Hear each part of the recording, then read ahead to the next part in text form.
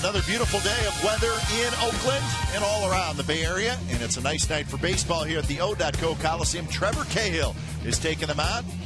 Trevor Cahill looking for his 9th win of the year. He'll be opposed by Felix Hernandez. So a great pitching matchup for Game 2 of this 3-game series. The A's trying to even it up with a win. It's the Mariners and the Athletics coming up on Comcast Sportsnet California. Good evening, everybody. Welcome to Oakland A's Baseball. Along with Ray Fosse, I'm Glenn Kuiper. Marquee pitching matchup. We like those. They're fun to watch. Cahill and Hernandez. Hernandez, an all-star last couple years, Cy Young. Trevor Cahill, an all-star last year. So this should be another pitcher's duel. Different style of pitching. Of course, Felix Hernandez can throw the ball hard, but I like the way that Trevor Cahill pitches because he uses all of his pitches. Same as Felix Hernandez, but when Trevor Cahill is on, he will throw the sinker, he'll throw the two-seam fastball, he'll throw a curveball. Change-up is outstanding. If he does not try to overthrow the baseball, he gets the movement that he wants. He can get strikeouts when he needs them. He'll also get ground ball outs, which double figures for him and ground ball outs. Perfect.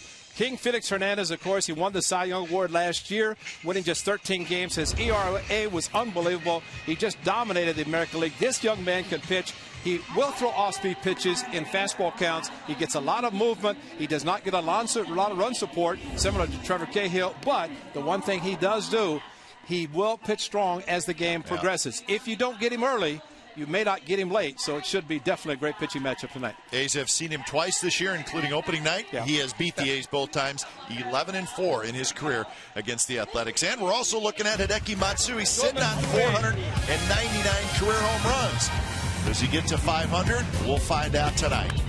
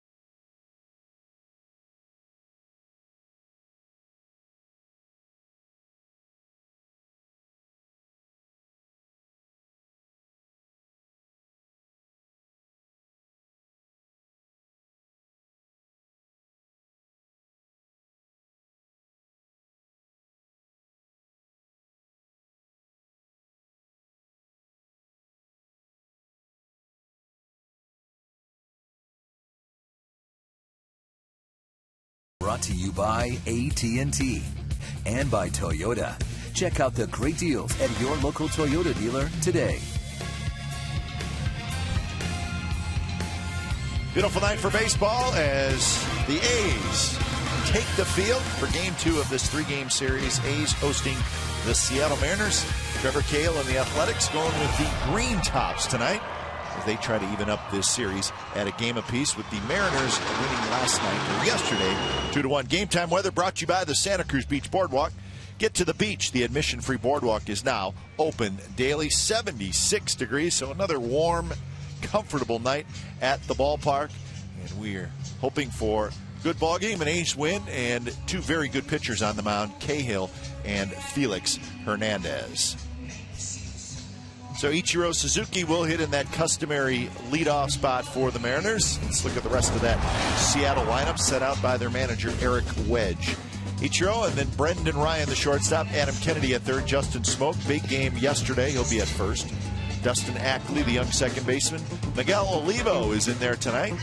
Carlos Peguera's in left. Franklin Gutierrez in center. Greg Holman is in right. Here's your Mariners lineup. Trevor Cahill making the start for the Athletics, and he is on the mound for the 19th time this year, and he has done a very good job for the Athletics overall. He'd like to win tonight, and he'll pitch again Sunday and go into the All-Star break a 10-game winner. Hopes that's the case. The Athletics hope that's the case as well, but he just needs to use all of his pitches, which Bob Melvin has seen him do, especially against the Giants and the Phillies, not so much against the Marlins in his last start. Here's the A's defense for tonight. Sweeney is in left. Crisp in center. DeJesus in right. Sizemore, Pennington, Weeks, Jackson on the infield, and Kurt Suzuki behind the plate. So Cahill has finished his warm-up tosses, and we are set to go. Another divisional matchup for the A's.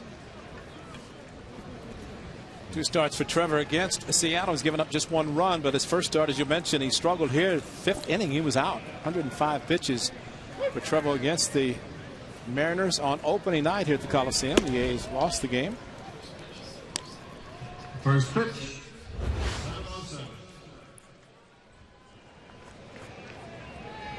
Couple of hits yesterday for Ichiro, and the changeup drops in there. It's 1-1. Cahill's other start was up in Seattle, and he got the win, going 6 innings. That was on the 23rd of April. So a win and a no decision. Again, a no decision in that home opener, even though he, as Ray said, did not get out of the 5th inning. Andy Fletcher, the home plate umpire, does not like the high strike. The 1-1 pitch a little bit up. That is Andy Fletcher behind the plate, and the rest of the crew. Pennington has it, throws it in time. Ichiro's retired. Usually with Ichiro, they play a couple steps in, and Pennington did that. Here's tonight's Dodge Charger keys to the game. Of course, to try to conquer King Felix, last year's American League Cy Young Award winner, 2-0 with a 108 earned run average against the Athletics this year, and of course 11 career wins against the A's, most against any team. And the offense, southpaw success. 6 lefties in the lineup tonight. Try to do your best against one of the best in the American League, maybe all of baseball, Felix Hernandez. Here's the shortstop, Brendan Ryan, who takes a strike. Ryan stolen base yesterday, and it was a straight steal. We saw him going straight for the bag. Just so happened Justin Smoak got a ball to hit down the right field line, drove him in, and that was the game winner. Not a lot of offense yesterday, 2-1, and you would not expect a lot tonight. Just 9 hits in that game yesterday total. Only 3 for the Athletics. Adam Kennedy will be next, just underway from the O.co Coliseum.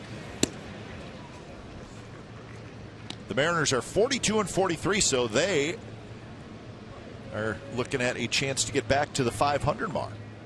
They are 17-20 on the road, 25-23 at home. That one's driven deep center field. Crisp racing back. He's not going to get it. Off the base of the wall, and Ryan has a double. Coco was shaded a little bit toward right center, and that made the run a lot longer. He just couldn't get it. So Ryan with a double. Well, the 2-1, very aggressive, and this is what the Mariners are trying to do under Chris Chambliss, their hitting coach. Do that, to lift the front foot, get the foot down, and be aggressive with the swing, and especially in a fastball count. Ryan was not homered, came close, ball off the bottom of the wall, but that's an aggressive swing, and saw Kurt Suzuki yesterday do it on a 2-1 fastball. But not seeing a lot, and that definitely tonight, from the Mariners standpoint, something they'd like to see. Here's Kennedy. Kennedy rolls one toward Jackson plays it off his chest and gets it to Cahill, and Kennedy's retired. Ryan goes to third with 2 outs. Adam Kennedy with the uppercut swing, and really not that difficult of a play for Connor Jackson. The ball just came up, used his midsection, knocked it down, did not panic. And as he is taught, all pitchers are taught, when the ball hits the right side, you always go to first base to cover. Connor Jackson, even though he booted the ball, his pitcher was there to take the throw. Just when you hesitate and you don't get there, that's when it looks bad. So fortunately, they played it perfectly. So here's the cleanup hitter, Justin Smoke. First pitch strike to Smoke. Couple of doubles and the RBI yesterday. Swing and a miss at a breaking ball, 0-2. He got a first pitch curveball, took it for a strike, then maybe he thought he's going to get a fastball because he's swung on another curveball in the dirt. Let's see if he gets another one.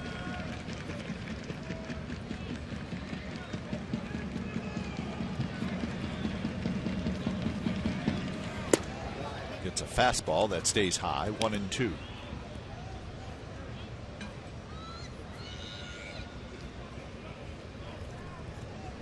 Two and 3 in his career against Seattle. His 8th start.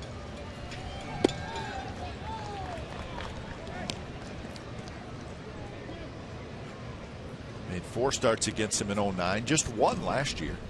And this is his 3rd this year.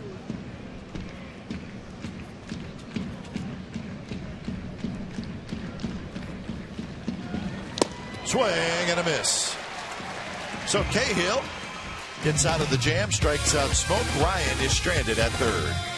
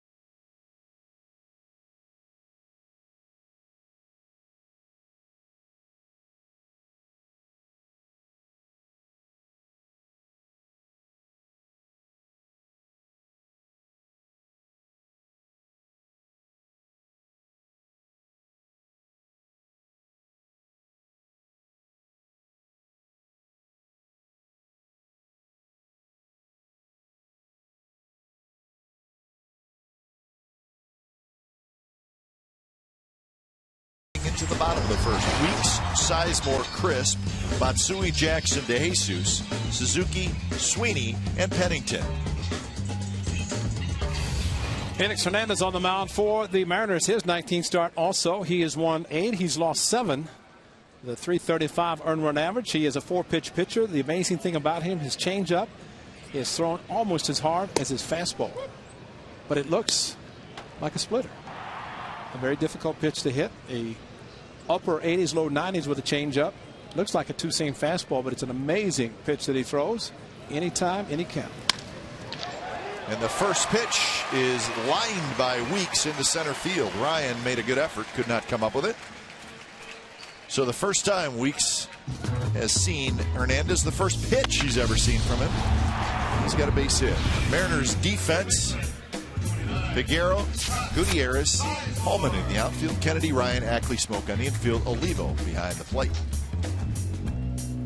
Well, I think we said it all in our open. The fact that Felix Hernandez may struggle early. He may have, as they say, a hiccup early in the game, but as the case the opening night, 2nd through the 7th, retired, actually faced the minimum basically, settled down after the 2-run home run to Josh Willingham.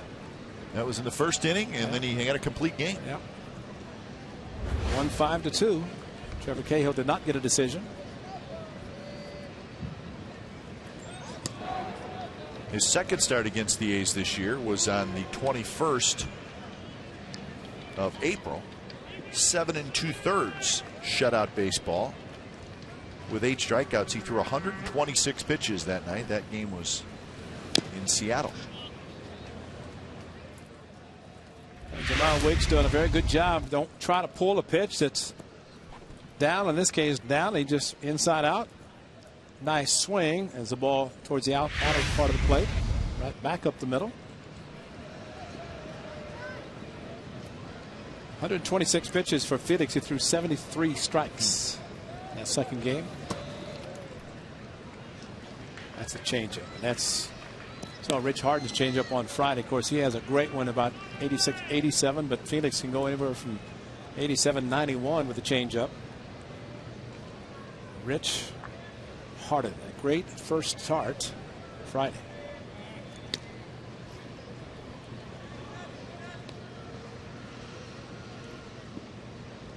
Harden will pitch in that big series in Texas coming up this weekend. In fact, he's going to get the Game 1 assignment on Thursday night. Weeks is running, pitches outside, throw to second is late. He slid off the bag and he's out. We've seen him do that before, Ray. Sliding off the bag, but this time they held the tag and they got Weeks. Well, we have seen him when he has slid, whether it's at third base or second. He starts his head first slide late. Got a tremendous jump, but Olivo had no chance. But look how late he slides, and in momentum, there's just no way you can keep your foot on the bag. And the one guy who was the best, Rickey Henderson. He knew where to start his slide, and I'm sure Rickey has been working with Jamal Weeks, but there's the lateness of the slide. Well, that is late. Oh, yeah, way off line and just trying to keep his foot, but Ryan, a good job keeping his tag on. Strike 3 call to Sizemore, so boy, just like that, 2 outs.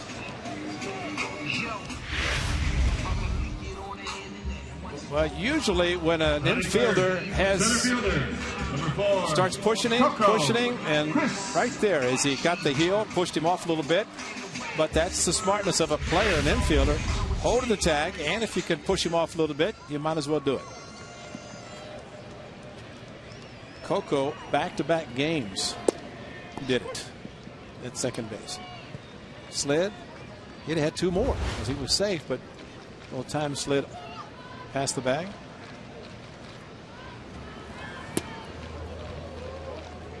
1-1 to Coco Crisp, hitting .266.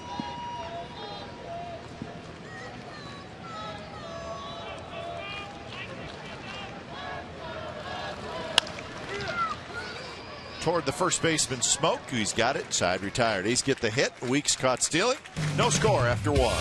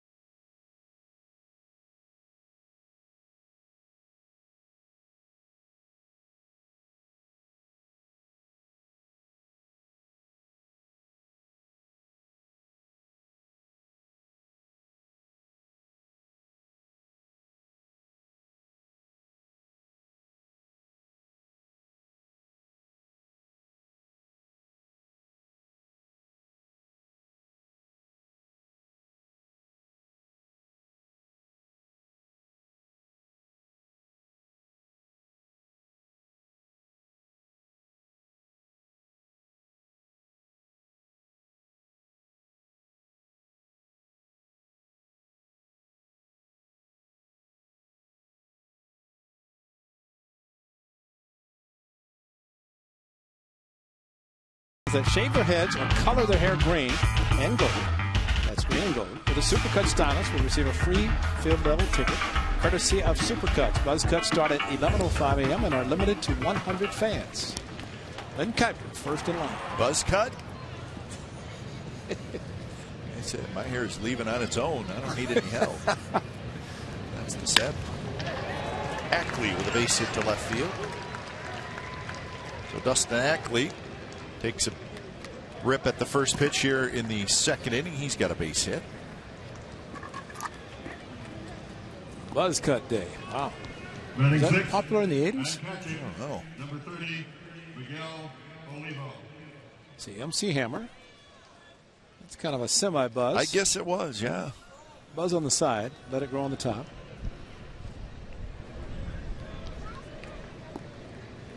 See, you may be a little bit older than me, but you got a good head of hair, man. Maybe. Silver fox sitting next to me here. Don't care what color it is, just as long as it's there. What? That's a good call. That's a good call.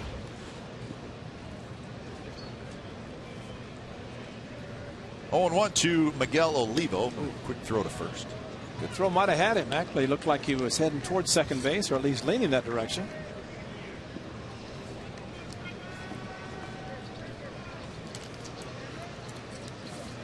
Ackley has a pretty good lead.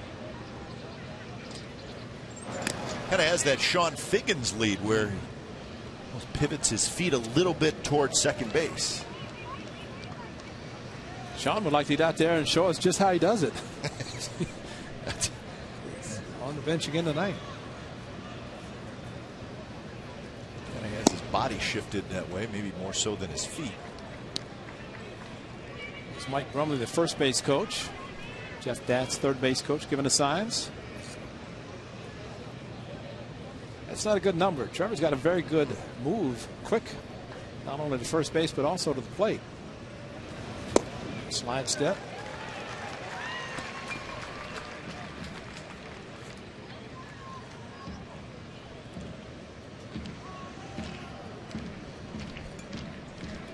The name Dave on the right sleeve of the Mariners players. Of course, Dave Niehaus, longtime broadcaster, unfortunately passed away this offseason.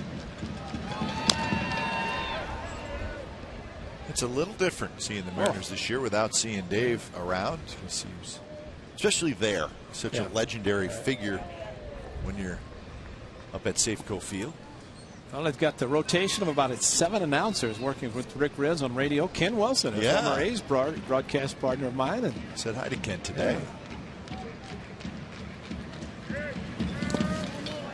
In the dirt, Ackley thought about going, but stays at first. And Wilson called the perfect game for Kenny Rogers in Texas. Really? Yeah, he had the call. Oh, baby.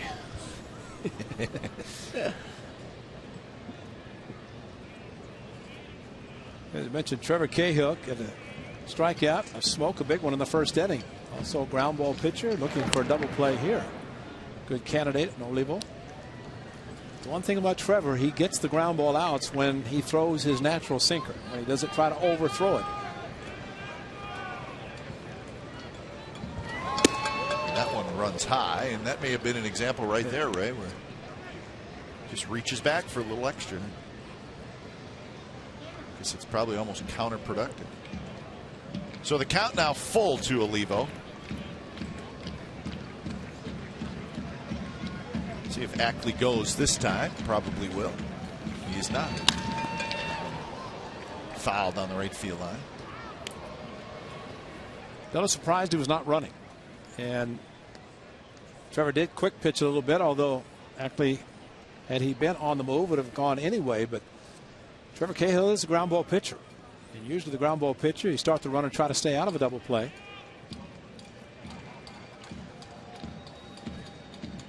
This time he is running. Swing and a miss. Throw to second is high into center field. And that's going to allow Ackley to get up and go to third. And Kurt Suzuki was affected by the swing of Miguel Olivo. If you watch this replay and you watch Olivo swing and miss, all Kurt Suzuki had to do is make contact. Fell across the plate, He ducked but fall into him because Oliva was on the plate. Watch as he follows through with his swing. See where Suzuki is? He had to throw over him, and as a result, threw the ball high into center field. When a hitter is over the plate, you just make contact, and it's an out. And see the home plate umpire giving a safe sign because there was no contact. Did see one call where just with the hitter going across the plate, he interfered with the catcher, even though no contact was made, and interference was called. But in this case, Andy Fletcher did not see contact. But it's a perfect time to do it. Just try to fall into the hitter. Good pitch there, and the count is 1-1 to Carlos Peguero.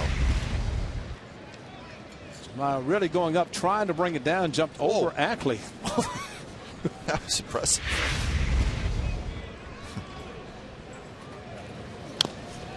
Big swing by Peguero, rolls it foul, infield in. You know, the impressive part about Jamal Weeks getting him up makes you wonder just how high the throw was. If he was up that high and still didn't catch it.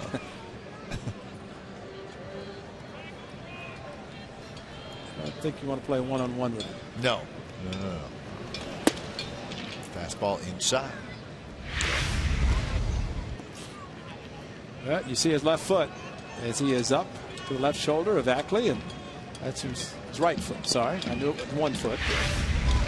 It was his right.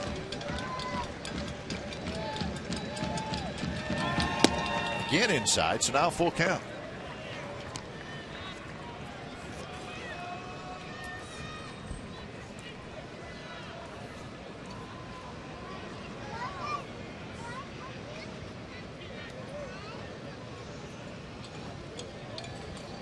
Franklin Gutierrez is the on-deck hitter. Payoff pitch is drilled down the right field line. It is foul. Banged off the wall.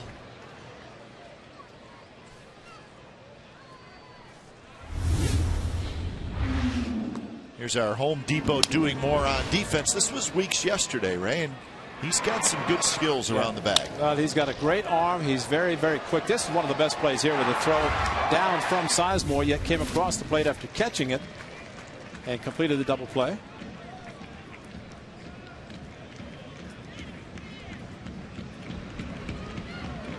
Another 3-2 pitch, and this one's hit the shallow left. Sweeney coming in. He's got it. Ackley's going to try, and the throw is just a bit late. Shade late, shade offline, and Ackley scores. So Peguero gets the sacrifice fly. Ryan Sweeney, a very strong arm, set up perfectly. Just a couple of steps, but the ball tailing. It's like a sinker ball pitcher, left-hander, and Suzuki trying to go back to the plate as he did yesterday. Trying to make the tag. Just a little bit late. An effort by Kurt Suzuki. The Mariners grab a 1-0 lead here in the second inning. There's Franklin Gutierrez, center fielder. Nobody out. Runner does not attempt to score, but one out. You often see, and not surprising to see, Jeff Dent send the runner.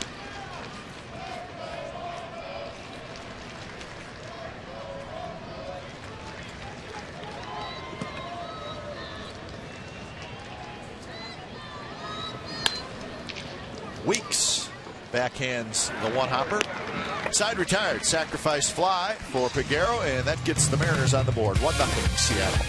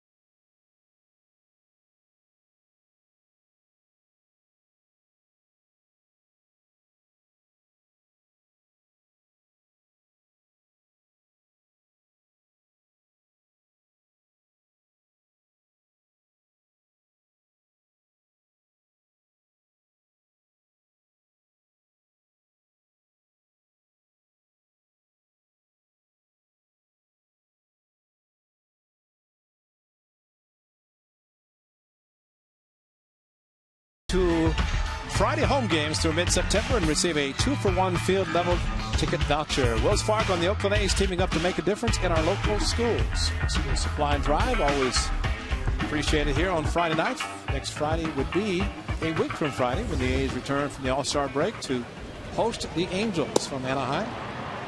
Mike Scioscia and the boys at the beginning of a 4-game weekend series starting Friday with a doubleheader Saturday and a single game Sunday. A rare, regularly scheduled double play. Angels and the Rangers tied atop the AL West coming into tonight's action. Keep you updated on what they are doing. Matsui rolls one to second. So Matsui is retired, and that is out number 1. Now the Rangers are currently leading the Baltimore Orioles 4-2 in the 8th inning. And the Angels are just underway at home against the Tigers. No score in the 2nd inning. Texas was trailing 2-1. They scored 3 runs in the bottom of the 7th inning. So Rangers and Angels sitting on top. Mariners just 2.5 back. And again, the Mariners 1 game under the 500 mark. The A's 7 back, 10 under.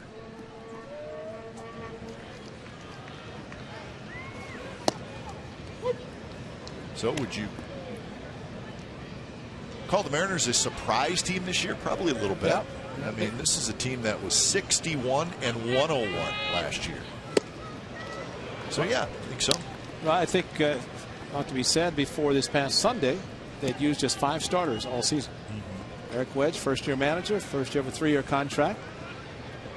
No nonsense. Basically, he tells it like it is. And when you can tell Ichiro Suzuki your consecutive games played streak is going to end about, what, 265? Told him, sat him. Sean Figgin's been struggling, sat him. Brought up Ackley. Smoke is playing first. And pitch in the dirt. Jackson swings and misses. And they are very similar to the A's. Very good pitching, but not a lot of offense. But find a way to score just enough. This is the hard changeup. Connor Jackson swinging at the delivery, and the ball was in the dirt, caught by Oliva. The Mariners had the worst record in the American League last year, 2nd worst record in the major leagues. Only the Pittsburgh Pirates were worse.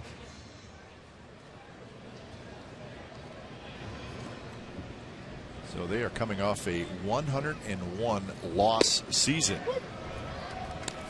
So they're going to have a huge improvement, whatever this 2011 season brings. But right now, they're in a pennant race, just 2.5 back in the West. De Jesus rolls one foul.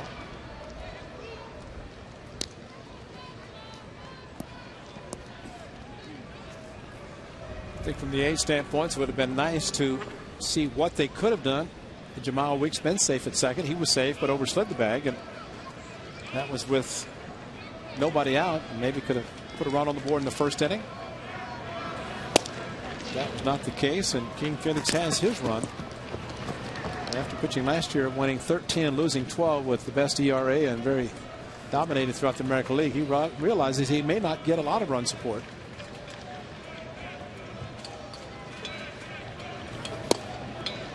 Do you think pitching with lack of run support, I've seen it with the A's, Mariners are an example, Giants across the bay an example, do you think it's good for a pitcher? I mean, can it help them in the long run? In the long run, it's always going to help, but in the long run too, it's going to make you realize that every pitch is critical. I think Brandon McCarthy yesterday, as brilliant as he was, he made what, 2 bad pitches. You know, got a ball up to Smoke, got a ball up to catcher, and Bard. This is 2-1. So there's no doubt if you're pitching, let's say you have a 2 or 3 run lead, you say, okay, I make a mistake, I give up a solo home run, it's only 1 run. Yeah. I give up a hit and run, it's only 1 run. But when you only have 1 run, and 1 run is big, then that's where it makes it very difficult. Swing and a miss. So a couple of strikeouts for Hernandez as he retires the A's in order in the 2nd.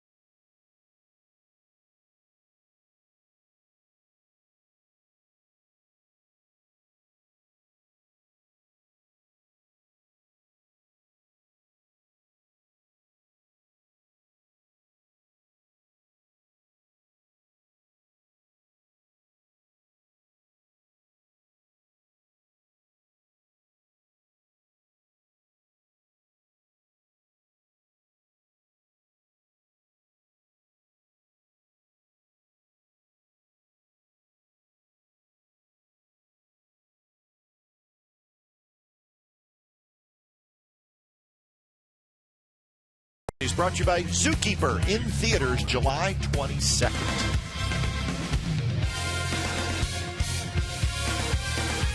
1-0, the Mariners lead, and it is the top of the third inning from the Coliseum.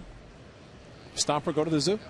Is he as part of Zookeeper? At one time he was, but now I think he's probably got a place to stay somewhere out behind that big green door.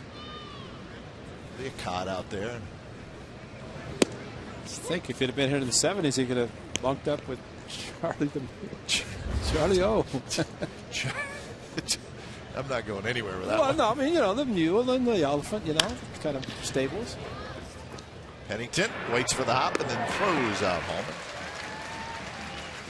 Boy, you're blessed with a strong arm. You can make a play like that. He ended up getting on the back foot, but Cahill getting the ground ball to Cliff Pennington. Watch you just flat foot on the back foot, pushes off, and a strong throw to Connor Jackson, getting Hallman. So we've seen Cliff Pennington with Ichiro Suzuki, who's hitting now.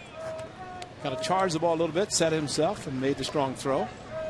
So we have the batting stance guy in the stands tonight. We've also got different styles of playing shortstop, and we've seen it from Cliff Pennington tonight. The batting stance guy.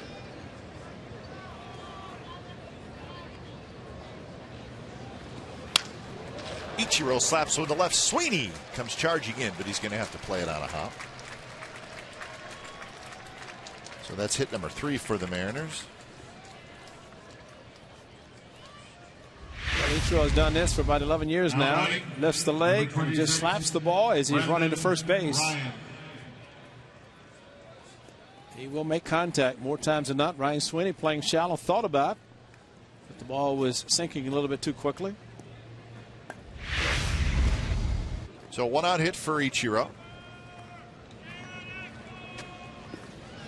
How many hits is that for Ichiro this year? He has got 97. So not yet to 100. We're always past the halfway mark. So he'll have to have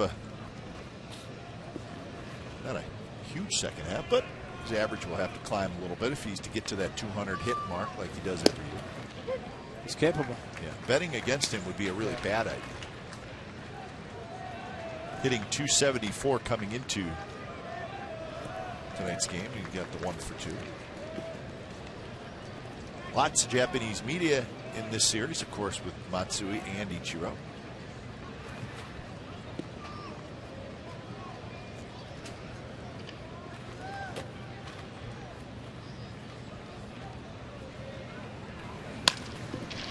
Pennington has it. He'll step on the bag. He'll throw to first, and that's an inning double play.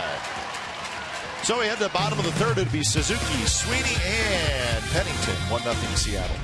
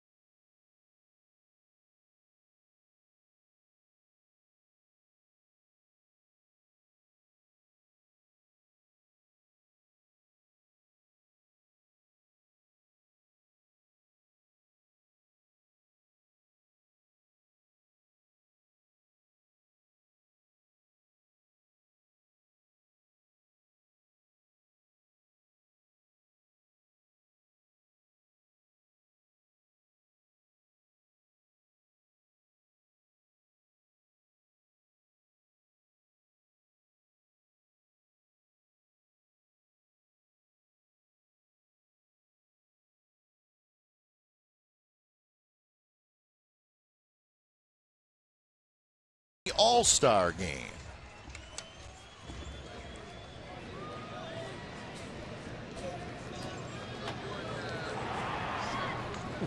Bottom of the third inning. It'll be Suzuki, Sweeney, and Pennington.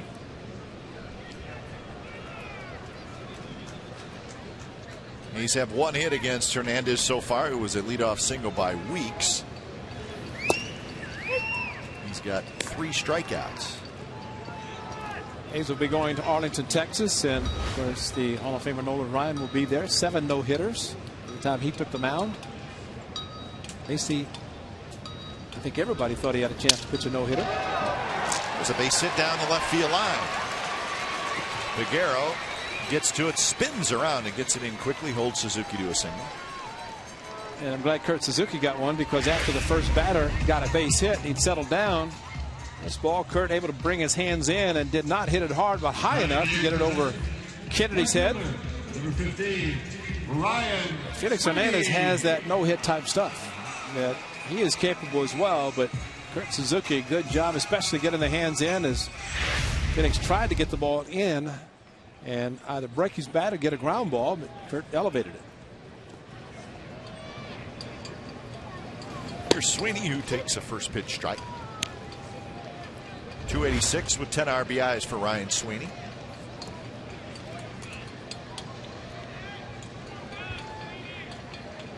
Sweeney has faced Hernandez 27 times. He's got 6 hits.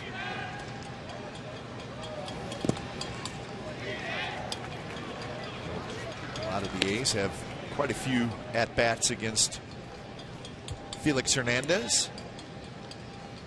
And they're going to get a lot more, because right now he is under contract with the Mariners, and more likely they will keep him for as long as they can afford him, which probably will be a long time. It's funny, just the last couple days you've seen, if you read baseball closely, you're seeing a lot of Latin players sign. I guess the international signing date is July 2nd, right? That's when teams can start signing players from other countries, and they have to be 16 years old. Felix Hernandez was 16 years old when the Mariners signed him. Probably at 12:01 a.m. Exactly. So Michael Noah, that's the A's signed him. He just turned 16. So that's why Hernandez signed at 16. Take your time with the young man, but now he's in the big leagues. It's in his 6th year, and he's only 25 years old. From Venezuela, his contract goes through 2014. Valencia, Venezuela. I played 2 winters, actually 3 winters of baseball in Valencia. Long before Felix ever came into being, but sitting right in the middle of the country. No foul ball, so the count 3-2. And no, I didn't speak a lot of Spanish when I went there. But you knew how to order a cheeseburger. That's right. I did know that. That's good.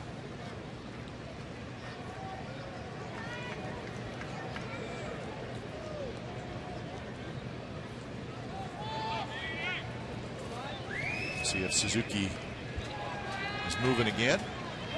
He is. And another foul ball. So Kurt's getting a workout.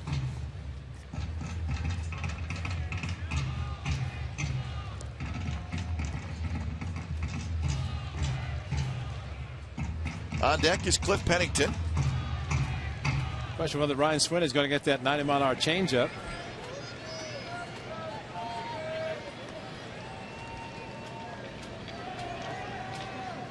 Suzuki runs, swing and a miss. Throw to second base is high, but in time. Suzuki's out. That's a strike him out, throw him out, double play. So again, just like that, 2 outs. Well, if there's no contact, there's no contest, because Olivo just took his time, a high throw, but knew he had plenty of time. As actually caught the ball, went back to tag, so it's a strike him out, throw him out. Caught Staley 2-4. Something the A's had hoped they would get with Olivo batting. But that was not the case, and Mariners end up scoring a run. First pitch to Pennington in first strike.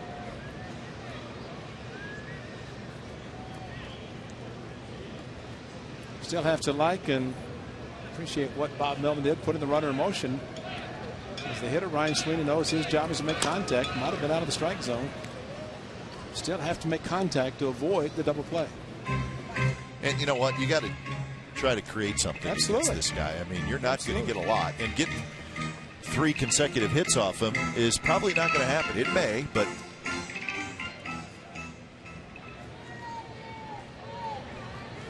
So 0-2 to Pennington, hitting .241 with 3 home runs. 22 runs batted in.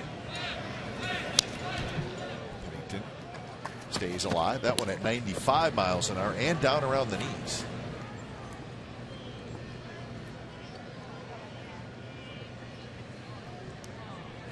Numbers down a little bit in June for Felix Hernandez. Well, his last 6 starts, he's gone a win and a loss.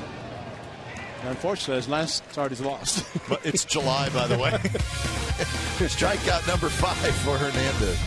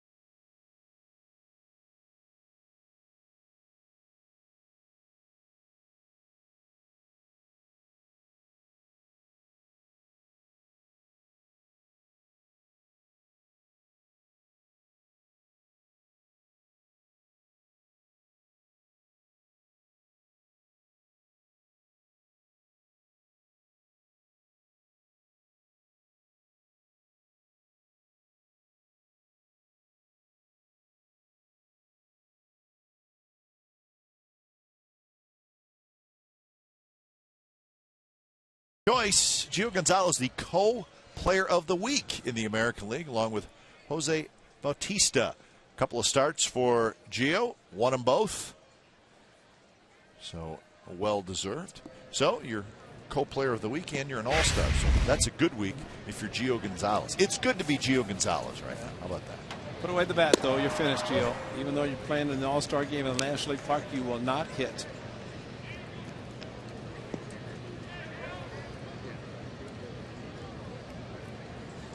On 1-2, Adam Kennedy. Another honor for an A today. Jamal Weeks was named the co-rookie of the month for June. Co-rookie of the month in the American League, along with Minnesota's Ben Revere. It's all downhill for Jamal. First month in the big leagues. So a couple of awards handed out today for A's players. As Cahill strikes out Kennedy, looking for his 3rd K. Yeah, big 2-seamer right towards the middle of the plate. Started at Kennedy. He bailed just enough. Couldn't pull the trigger and in the dirt, hoping that he would get a call in his favor. Did not work.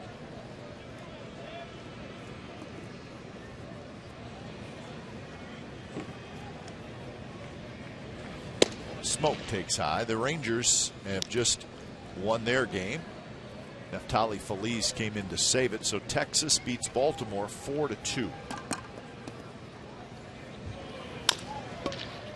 Big chopper toward Pennington, who moves to his right, then guns it across. 2 outs here in the top of the 4th. All right, here's the answer to tonight's AT&T trivia question. Who was the first rookie to hit 30 home runs before the All-Star break? couple people in the booth yelled out, "Mark McGwire!" So we had a feeling it was Big Mac. He hit his 30th 24 years ago tonight, and he would hit 33 home runs before the All-Star break. It was 1987. Pretty impressive numbers for a rookie. 289, 49, 118, and I still think the most impressive thing about Big Mac was on the final day of the season in Chicago. He left town to be home for the birth of his son Matthew. So he had a chance to get to 50, and he played that final game, but something that you don't experience a lot. It's the birth of your first child, and so he went home, and Matthew was there when Big Mac hit the home run. He was standing at home plate, and he lifted him high. I bet he's not lifting him now. No. Let's see, Matthew would be 24 years old. Yeah, he's a big boy. You could see that he was big thing. He was a big little guy. Yeah. Late 90s.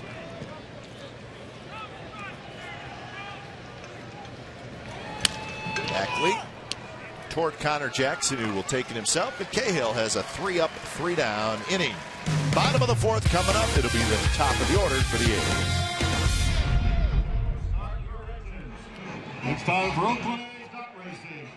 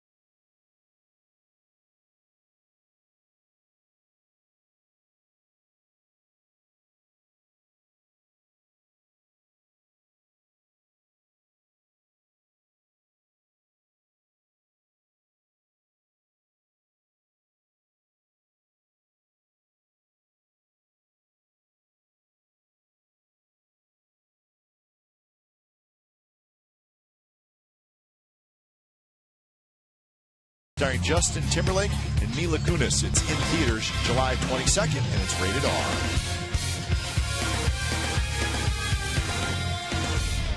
Bottom of the fourth inning. The A's will try to get something going against Felix Hernandez. He's got 5 strikeouts in the first 3 innings. The A's have a couple of hits off him. It'll be Weeks, Sizemore, and Crisp. Trevor Cahill's doing his job, matching Felix Hernandez.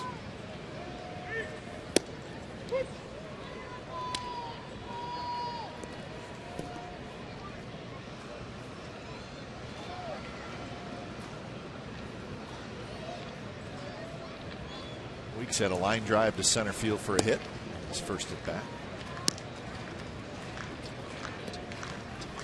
Angels with a 1-0 lead over the Tigers in the 3rd inning. That's Justin Verlander for Detroit. He's 11-3 against Danny Herring. But the Angels, who have won 9 out of their last 11, have got a run off Verlander. Angels won last night 5-1.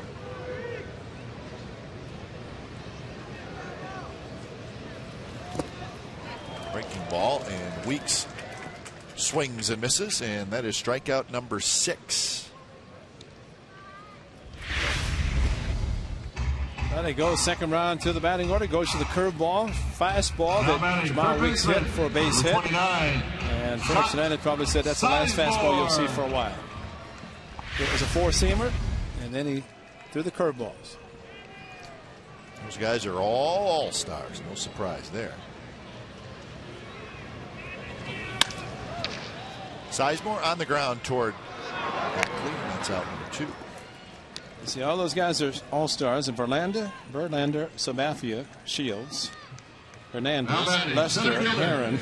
All those guys are pitching tonight, which means with no off days the rest of the week, they'll pitch Sunday, and not one will be eligible to pitch next Tuesday. Well, yeah, Verlander, Hernandez, and Shields. But the other guys would be filling in, and so you would think Lester 10-4. Yeah, but he left the game tonight, huh? Yeah, he had a little pull. I don't know what it was, but he left the game.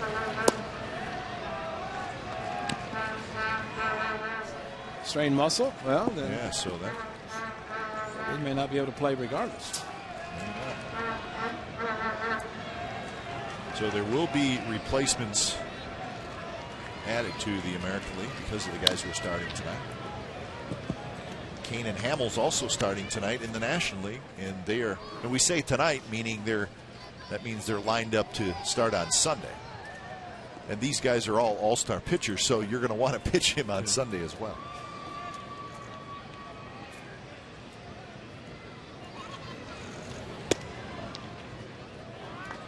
Two and one to Coco Crisp, who bounced out to Smoke to end the first inning.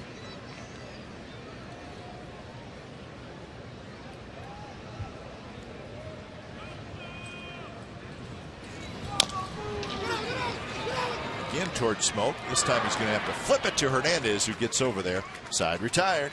5 in a row retired by Felix Hernandez, and we're headed to the 5th. 1-0 Seattle.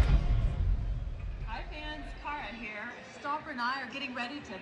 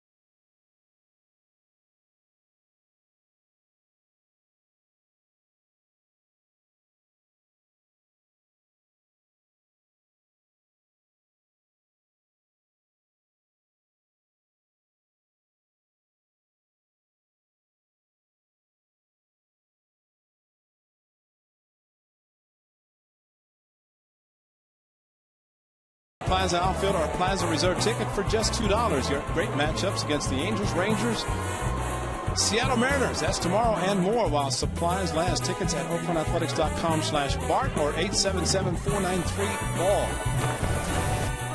Well, the series finale, homestand finale, the final home game before the All-Star break. That is all tomorrow. 12:35 first pitch against the Seattle Mariners. Olivo, Peguero, Gutierrez. It's Trevor Cahill. Cahill's been sharp so far. He's allowed just 3 hits, the 1 run, a single, stolen base. Ball went into center field, so Ackley went to third. He scored on a sacrifice fly.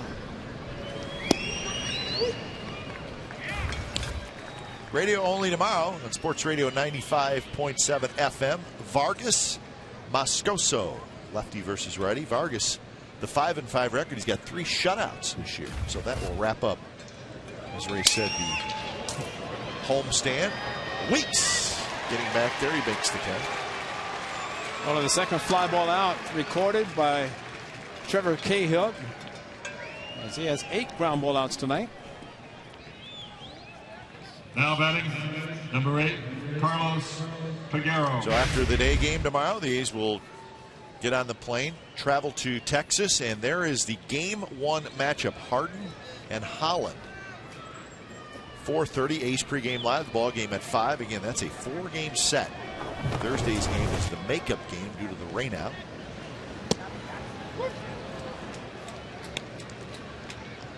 And again, the Rangers won their game tonight at home 4-2.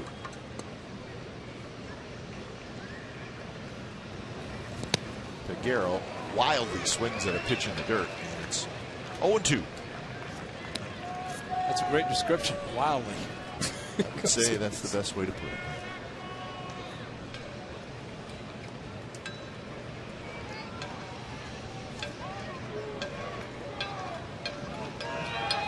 And he wildly swings at 0-2 pitch. Suzuki will chase it down. Strikeout number 4 for Cahill. Well, for a great hitter like Chris Chambliss and a great hitting coach, this has to drive him a little bit crazy, saying, what are you doing? Now batting, number 21. Back-to-back pitches with balls in the dirt. Fortunately, Kurt Suzuki blocked both of them, and especially the 0-2 to throw him out. Yeah, Chris Chambliss was an excellent hitter. Yeah. And he didn't do that very often. No, but I don't know that he ever did it. But I think Eric Wedge said it best. They brought him in, Chris Chambliss. There he is. Brought him in because of his patience. And to watch swings like that, you have to have patience. Chris Chambliss, maybe one of the greatest home runs ever hit in postseason against the Kansas City Royals, a walk-off bedlam at Yankee Stadium. Yeah. He never touched home plate. And he injured about 4 people getting to home, maybe more than that. I know he knocked a couple guys down. He was a football player in that scene after hitting the home run. Like watching the replay just recently, they were showing some of the highlights, and they had Willie Randolph as he was the, I guess, the blocking guard in front of him, just knocking people out of the way for Chris Chambliss, who knocked his zone out of the way. Scary, scary sight. But now in postseason, usually a deciding game, they'll put officers out on horses, lining the warning track. But you think about that, just letting fans just run out on the field. I don't think they had much of a choice. 3 up, 3 down inning for Cahill. He's retired 7 in a row. It's the bottom of the 5th. Coming up, Matsui's going to lead it on. I'm now celebrating a 12.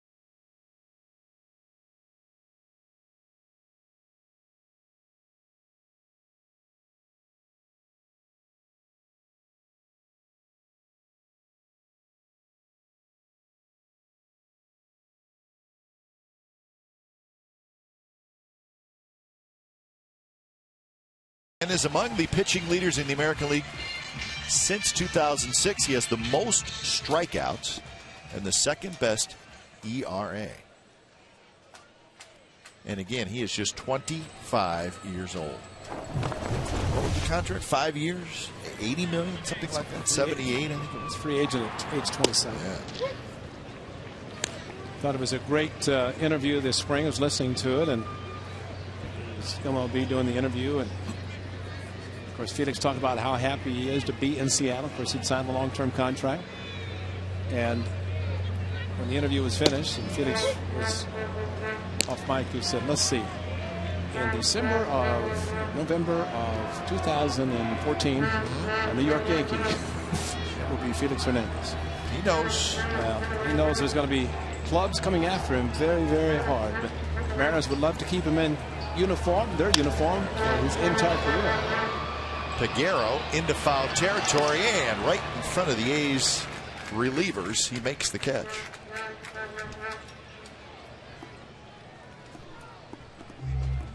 Now batting. So that's out number one here in the bottom of the fifth inning. And here's Connor Jackson.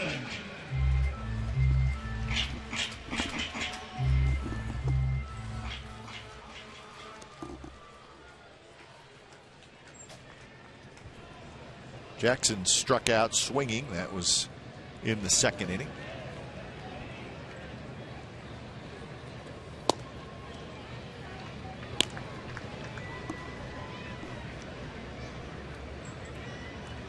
So Miguel Olivo ready to give the sign. He wants his pitcher to work quickly, gets the ball back to him, and set really quickly with the sign. And boy, you'd like to get the pace. Your pitcher's pitching well. You do not want to slow him down. Give him the sign, let him go.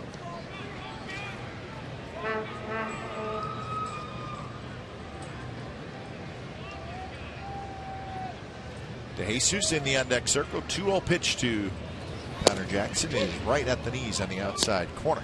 See the stars on the cap and the back of the uniform of Felix Hernandez. The stars on the back of the uniforms of the All-Stars. Ted Walsh doing it for the Mariners and making sure the cap's all set. Same for Steve Vucinich on the home side. And Gio Gonzalez. It's a nice touch. Yeah. There they are. Got the All-Star. Boy, I don't blame you, Gio. Wear it right now. Big time. He's going to have to wear the gray jersey in the All-Star game because the American League's the visiting team. Kennedy throws out Jackson. Gio would like to wear the gold. I was going to say, Yeah. Could he sneak the Yeah. gold in the trunk? Now A batting. deserving All-Star, Right no fielder, doubt. Number 12, David DeJesus. And it's just the beginning for great things for Gio Gonzalez.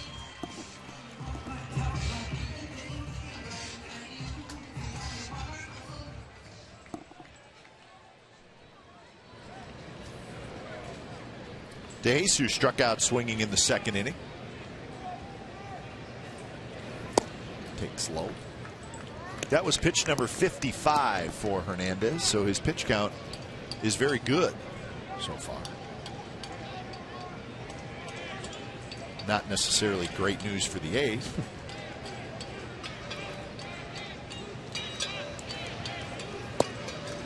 Two and 0.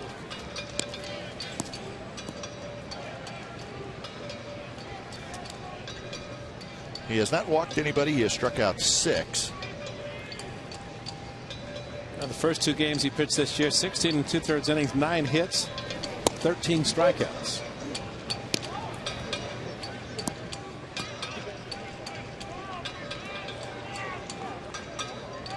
You always look at the pitching matchups. You say, oh no. Of course, the A's said that a long time ago when Felix first came in the American League. They faced him. They said, going to be seeing him a lot, and they have. 20 starts. And that, that doesn't mean that he's great every time out, but Mostly. he's usually good. And then, maybe once every 3 starts, he's really good. And you just hope it's not one of those nights. Ooh, that hit DeJesus and it got him pretty good. 2-out base runner. Not a way to get there, though. About a 93-mile-an-hour fastball just honing in on the. Maybe got the right knee out of the way and was the left knee. See if he pulls the right knee back. I think you're right, Yeah. Ray. Now batting. The catcher. Not quick enough, Number though. The right, yes, but Suzuki. got him off the left knee. And wow. Got his catcher as well. Yeah. Maybe worthy of a bag of ice or two. See how much it really hurts. Steal second. Like the great Jim Brown, the football player of the Browns. You get up like you could barely walk. Next thing you know, he's just running over guys. Like that football reference, don't you? That was good. That was good.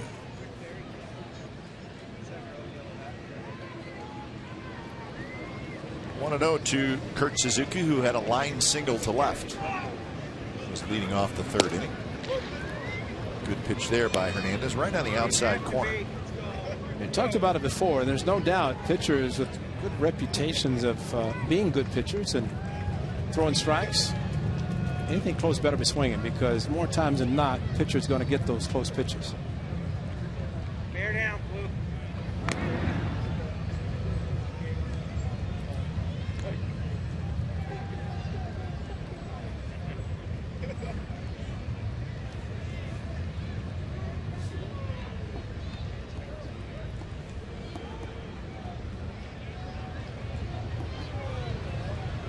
Another quick throw, and DeJesus dives back. See, Felix does not believe that David's knee is hurting. Thanks a lot, man. I'm just going to make sure you're not going to steal.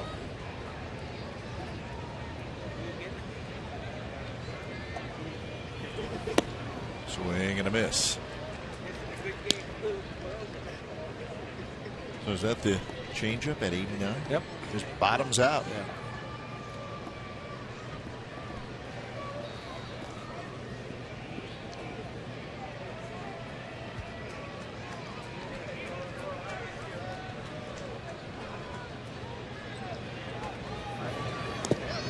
It's blocked by Olivo. There are some pitchers in the past we've seen where when they're going to throw an off-speed pitch, they will throw to first base a couple of times, try to shorten the lead of a potential base stealer. Good point. Because if he's going to throw that pitch, thinking that he might get a good jump, and he can throw over a couple of times, keep him closer, maybe he won't run him still. And as it turned out, Felix threw the hard changeup. And anything other than a good fastball, very difficult for a catcher at times to handle and get in a position to throw out a base run. So even one good quick throw to first can help your catcher out. Yeah. You throw over enough times and the guy keeps diving back, he'll just say, I'm not going to run, don't even think about it.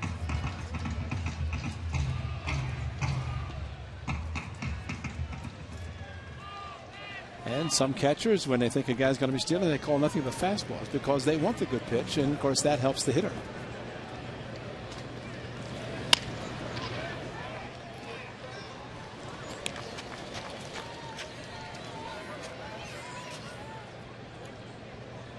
.65 pitches for Hernandez. That ball was supposed to go to a young child. Yeah, what happened down there? You give it to him? Yeah, That boy, Mike. Good. She eventually got it.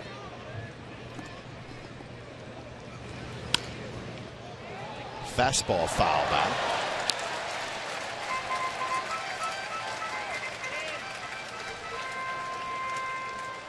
It's going to be a battle here between Suzuki and Hernandez. Kurt can get aboard. Sweeney would hit. He is at least making Hernandez work this inning. Really the first high pitch inning that he has had. Runner goes, pitches inside. The throw to second is not in time. A breaking ball. Yep. It was close, but it was inside. And DeJesus has a stolen base. You see Olivo, how long he had to wait to get to the ball or get the ball to him with the off-speed pitch. So sometimes you pick the perfect one to run on, and Olivo going down to his knee and then quickly throwing the ball into the ground with no chance to throw out DeJesus. David going to the outside with the baseman taking the ball in front of the bag. And he's looking for the big hit now. 3-2 pitch. Spoiled by Suzuki as he reached for it.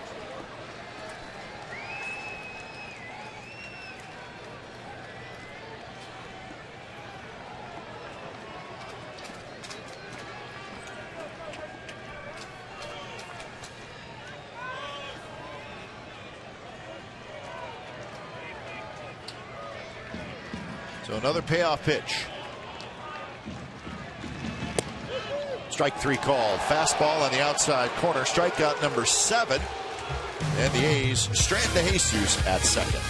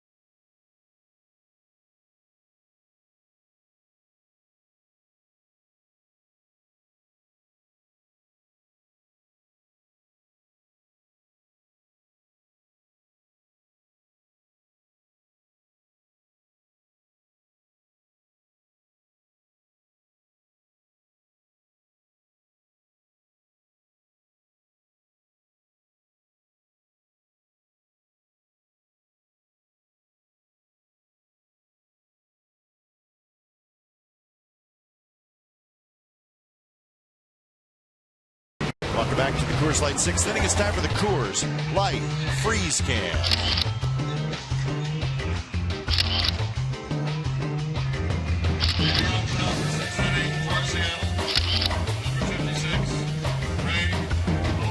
Coors Light Freeze Can is brought to you by Frost Brewed Coors Light. It's the world's most refreshing beer.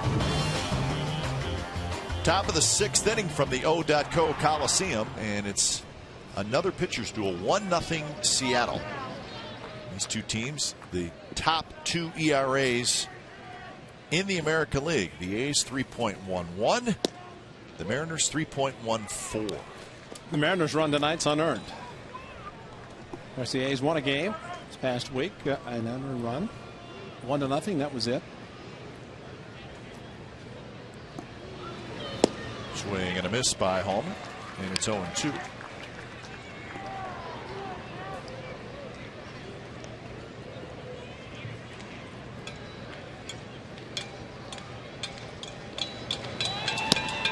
Holman grounded out to Pennington in the 3rd inning.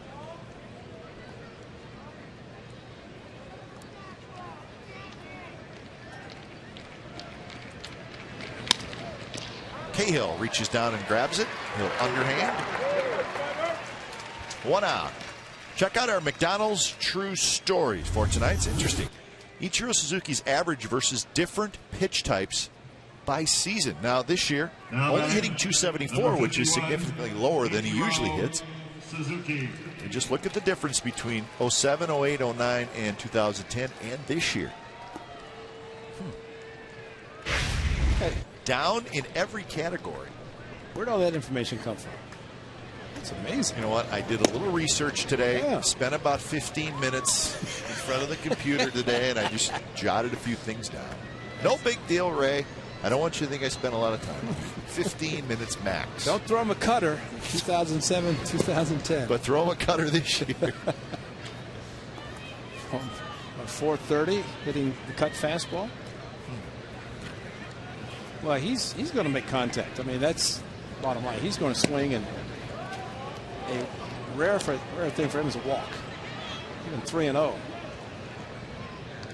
He hopes you throw a strike 3-1. Or 3-0, so he can swing 3-1. High strike, 2-2.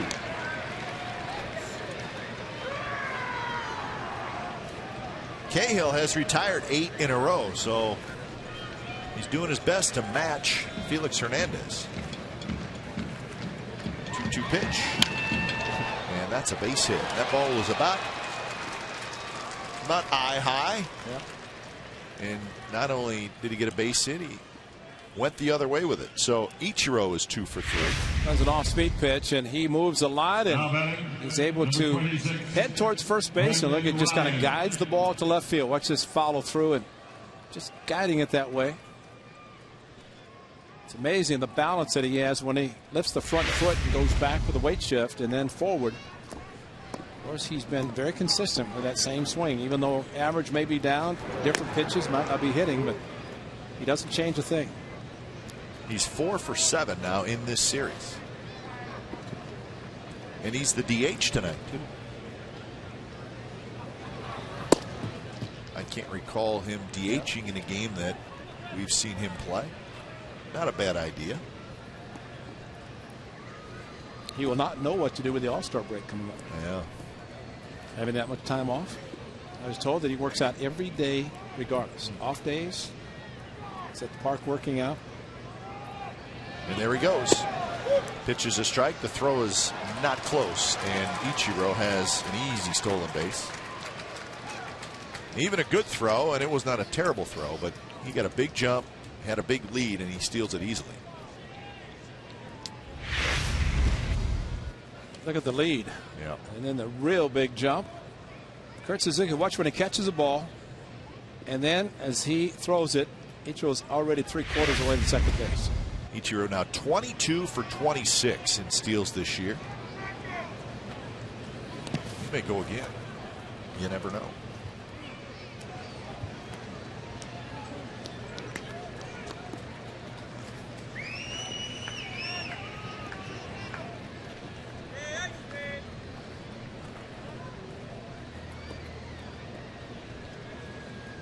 So 2-1 to Brendan Ryan, who has doubled and hit into a double play. Adam Kennedy in the on-deck circle.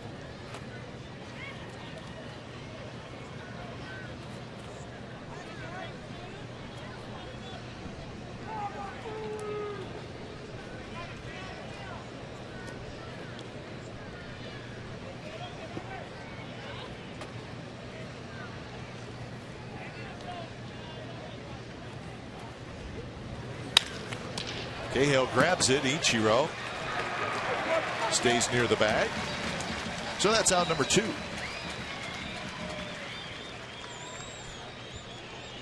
Pretty good base running by Ichiro. You see a lot of guys get caught headed for third on a play like that.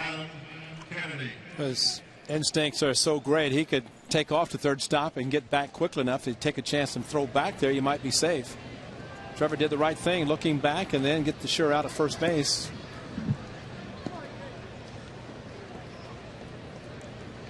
So here's Adam Kennedy, 2 outs, runner at second.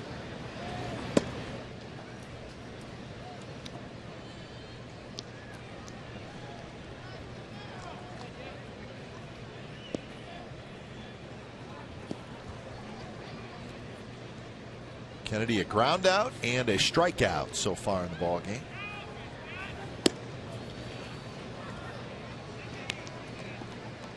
He was 0 for 3 with a walk in game 1 of the series.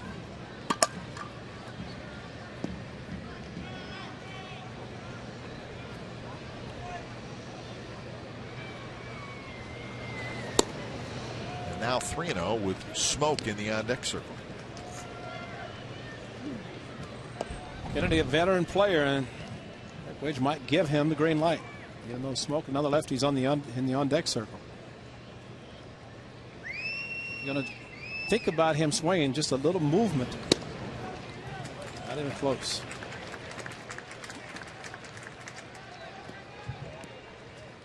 So walk number 1 for Cahill. The manager, Bob Melvin's going to come out.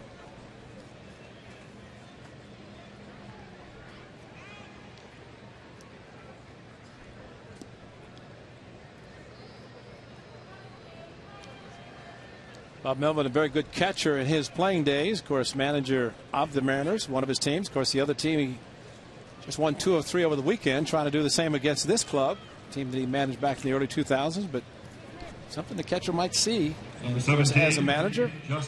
Send pitching coach out, but Maybe there's something he wanted to say himself that he has seen. So here is Smoke. He is the best RBI man that the Mariners have. 42 runs batted in with 12 home runs. In there for a strike. Strikeout and the ground out to short tonight for Smoke. After his 2-for-3 performance in game 1.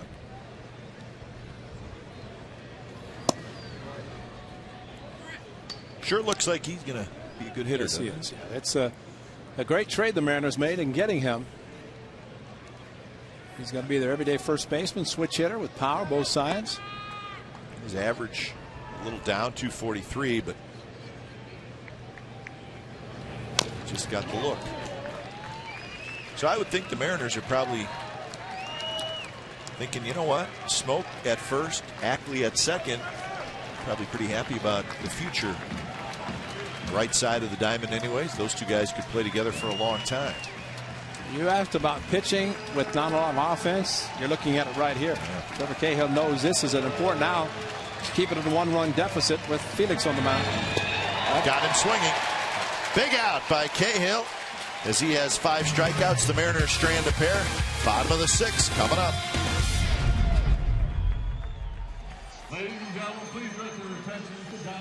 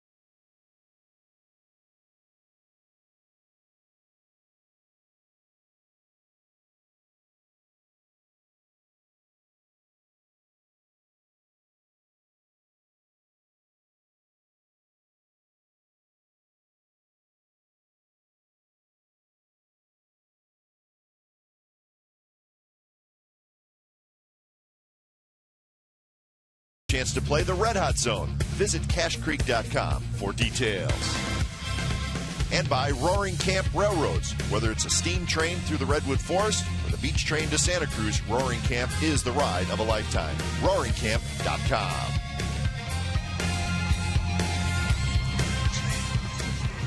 1-0 Seattle. It's Felix Hernandez. The breakdown, 7 strikeouts, just 1 fly ball out. 69 pitches through 5 innings.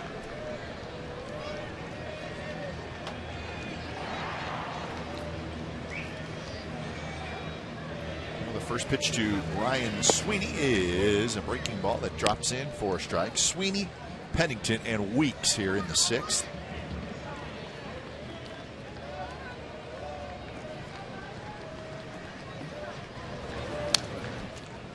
And now it's 0-2.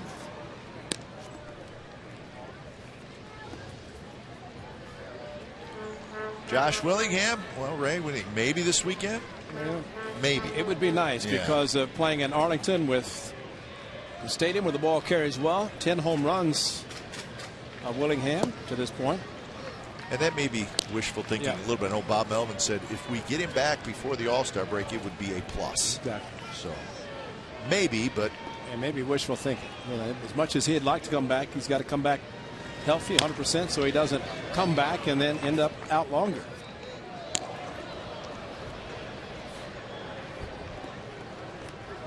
But he's missed. I mean, he's a run producer on a team that does not score a lot of runs. You have a fourth of the home runs for the team. It says a lot.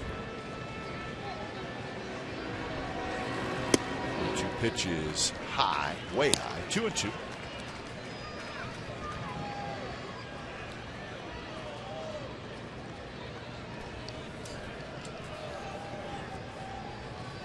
Sweeney with a strikeout in the 3rd. And a strikeout in the 6th.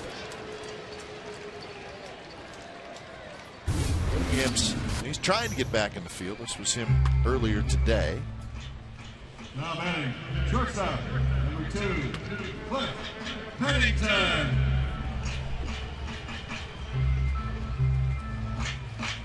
It's the Achilles. Yeah.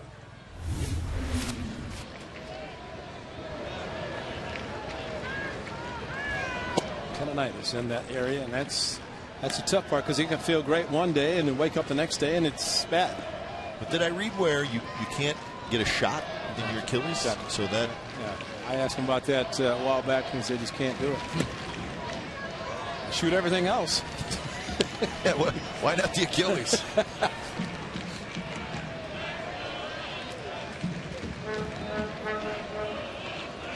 We're talking about you, John.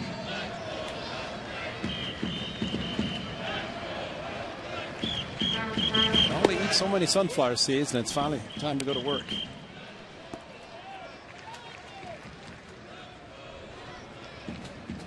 Pennington struck out in the 3rd. In that Texas game, Tommy Hunter got the win in relief. Feliz his 17th save.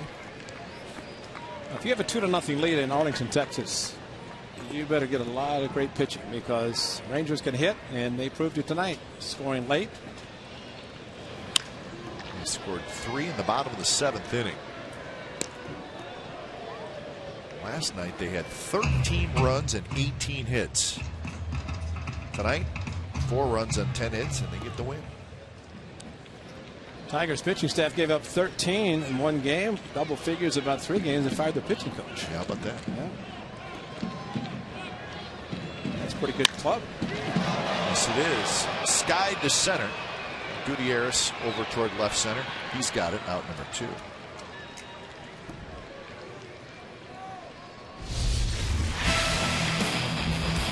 Tune in for MLS action tomorrow night when Chris Wondolowski and the San Jose Earthquakes take on Chivas USA at the Home Depot Center in Southern California. Our high-def coverage begins at 7:30 right here on Comcast Sportsnet California.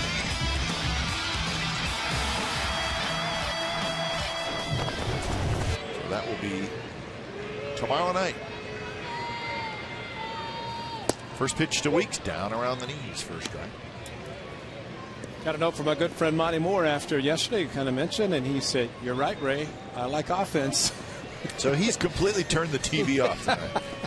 He said it was 108 in Porterville. He played golf in the morning, but he was watching our game yesterday afternoon in the coolness of his home, and he said, "I prefer more offense." Yeah, so do we. Yeah.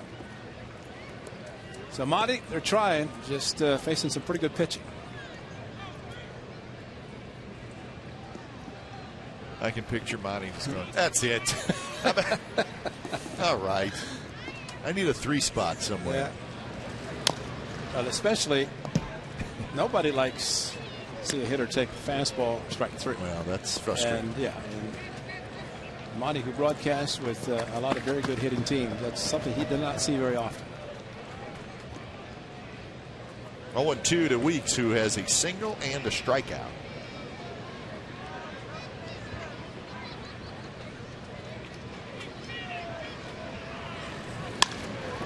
Grounded hard, but the first baseman has it. Side retired. 3 up, 3 down inning, and we're headed to the 7th. So 1-0 Seattle. Hi fans, I'm sitting in section 216 with the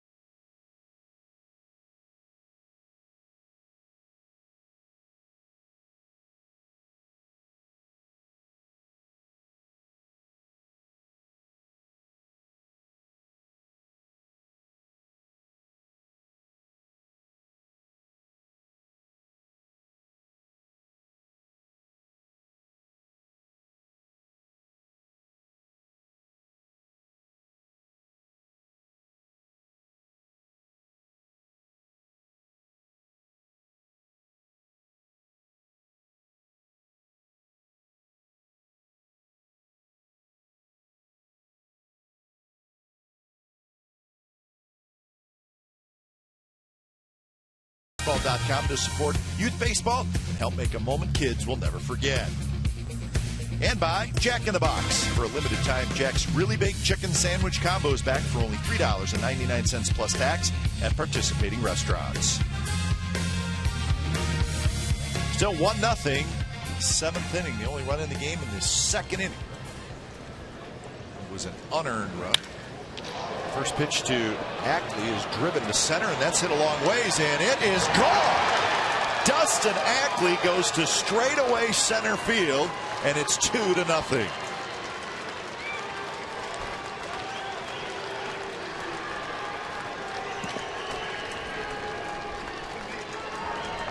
I think the Mariners have found a second baseman for a while. They knew coming up through the system that he was going to be here eventually. Well, he's here, and he's taken over second base, and this is why. A great swing, straightaway center on a pitch that was up. He was actually out on the front foot, but still showed a lot of upper body strength, and there was. This Coliseum ball's not supposed to carry like that. Yeah, I didn't think that was going to get out. I guess you're probably looking at Ackley, not a big guy, not necessarily a home run hitter in his short time in the big leagues, but a good swing. Very good swing. April, May, maybe not, but pretty nice weather here. Well, that makes a big difference. There's no doubt. And yesterday we saw that with Josh Bard hitting a home run. Eric Webb said he was hoping to get up on the wall and got over the wall, and thought Jack Cuff's ball at the left center was going to be at least up on the wall. It was caught, turned into a double play. So that mistake, of course, the first run unearned, but this one a mistake. Pitch left up. Ackley took advantage of it, and now Trevor trails by 2. 1-2 to Miguel Olivo. Pennington gets the good hop, and that is out number 1.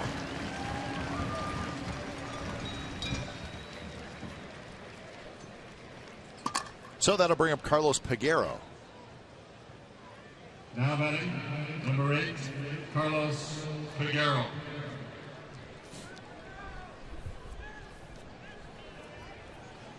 Over in the East, the Yankees beat the Indians 9-2 behind CC Sabathia, who's now 12-4. 9 runs? Yeah, 9 one game? Wow. Sabathia had 11 strikeouts in 7 innings, so he's 12-4. He's not an all-star. He's not going to be either. Derek Jeter had a couple of hits. That's big news. Jeter now with 2,996, so he's 4 away. And they're going to play through this week. So and then the last 4 games in New York. Yeah, that's right. He's they're in Cleveland tomorrow yet, and then the 4-game series at Yankee Stadium. So he's got a pretty good chance to do it before the All-Star break. Yankees are playing great. They've won 18 out of their last 24. Granderson hit 2. He's got 24 and 25. Boy, what a sensational season he's having. And they got 25 at least the other day that Teixeira hit his 25th, which was number 300. 2-2 to Peguero. The Red Sox won 3-2 over Toronto. John Lester left that game strained the left muscle near his shoulder. So there's got to be some concern there. But the Red Sox did win 3-2. Very high right field. DeJesus back. Still going back. Near the wall. He staggers, catches it, and falls down. Boy, that ball was way, way up in the air. David lost it. He's pointing to his eyes, and I think he may have seen it right as it was coming down, because it got up and the wind, affected by the wind, and he may not know where it is right there. He's looking at the wall, and then that slight adjustment to his right. And I think as he went down, he said a little prayer saying thank you, because it's right there. And you know, if he hadn't caught the ball where he's going to hit it, just where Adam Kennedy almost got hit yesterday because of the sun, right in the head. Smile, had it all the way. Well, that was not a height-wise. That was not a normal fly ball. No. That was very, very high. Peguero is that pure definition of swing hard, and you might hit it. If he does, he can try.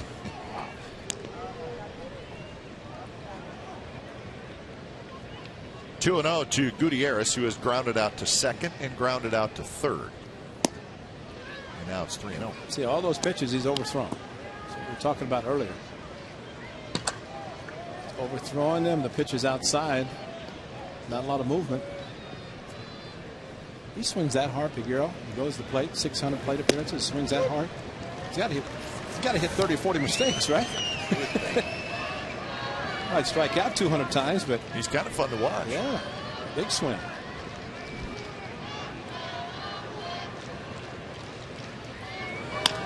One pitch is chopped to Sizemore, who charges. And that'll do it. Dustin Ackley with a home run, his third of the year. So it's 7th inning stretch time. Seattle 2 and the A's nothing. The A's would like to thank all of our fans.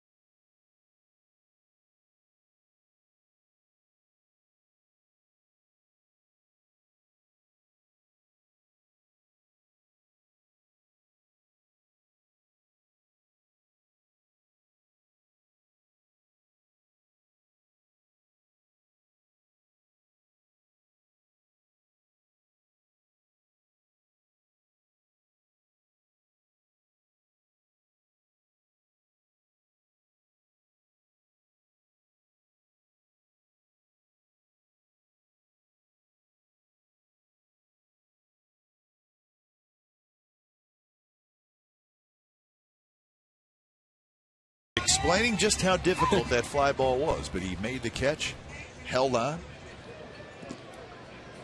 With the A's trailing 2-0 to that man, Felix Hernandez.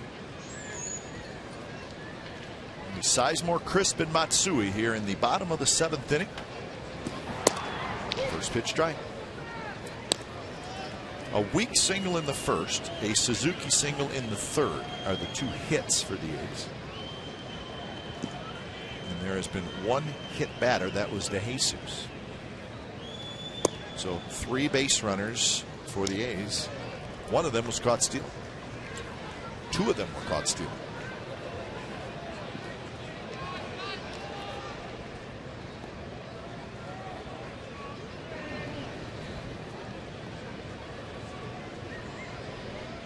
Sizemore with a strikeout and a ground out.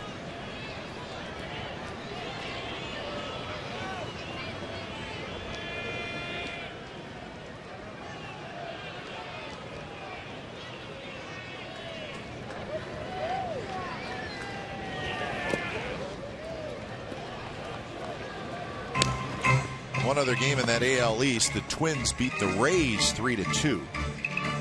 Baker over the All-Star Shields. So Tampa Bay loses a game. They're now 5 back. The Red Sox stay a game and a half of New York. Game and a half back of New York. I don't think you want to fall too far behind the Yankees and the Red Sox.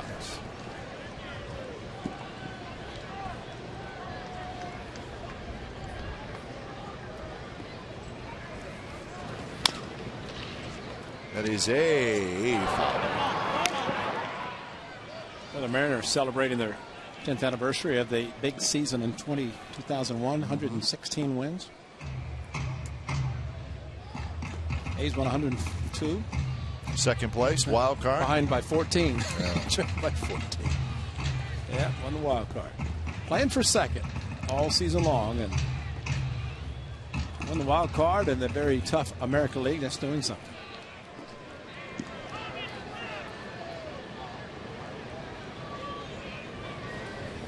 Strike 3 called. Good breaking ball. And that is strikeout number 9 for Hernandez. Well, all you can do is just buckle your knees, tip your hat, go back to the dugout and say, wow, what a great center pitch. fielder, number 4, Coco. And there's your knee buckler. And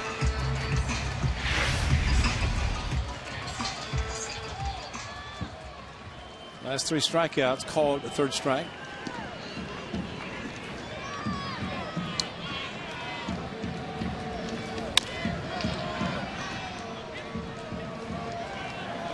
Hernandez jumps ahead in the count of Coco Crisp. He's been ahead a lot tonight.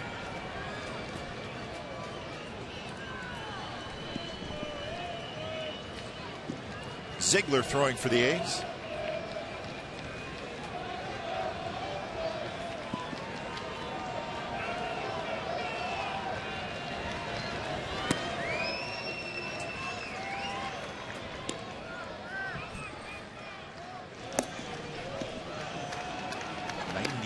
Pitches now for Felix Hernandez.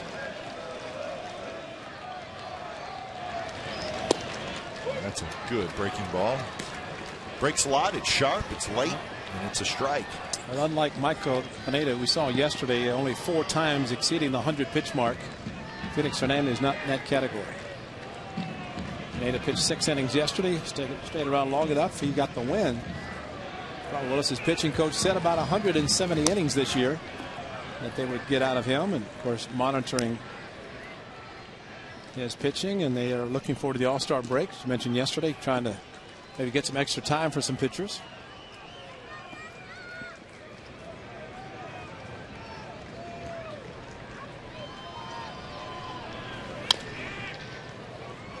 Coco staying alive as he bounces that one foul.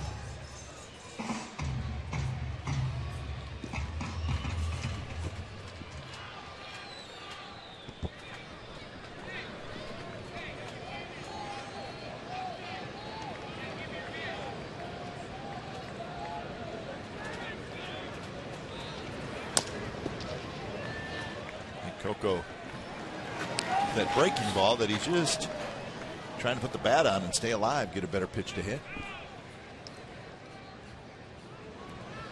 Couple of ground outs tonight for Crisp, both to the first baseman.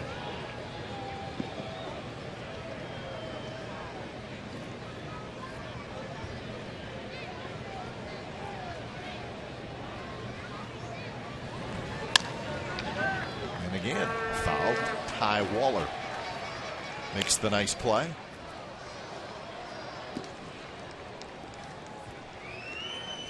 Kurt Suzuki fouled off 4 with a couple of strikes. He had a 10-pitch at bat. Coco fouled off 4 again with 2 strikes.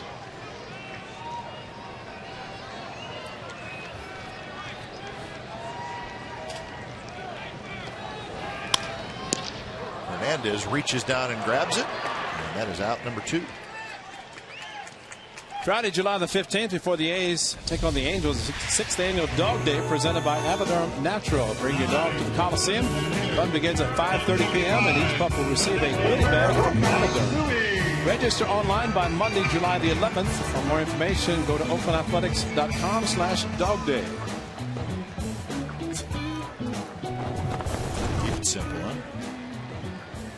Godzilla still waiting for number 500. Better than the Panda, huh?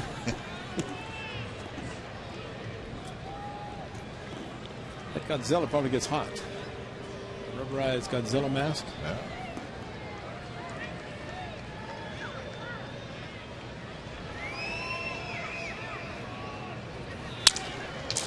Grounded to the second baseman. Ackley has it.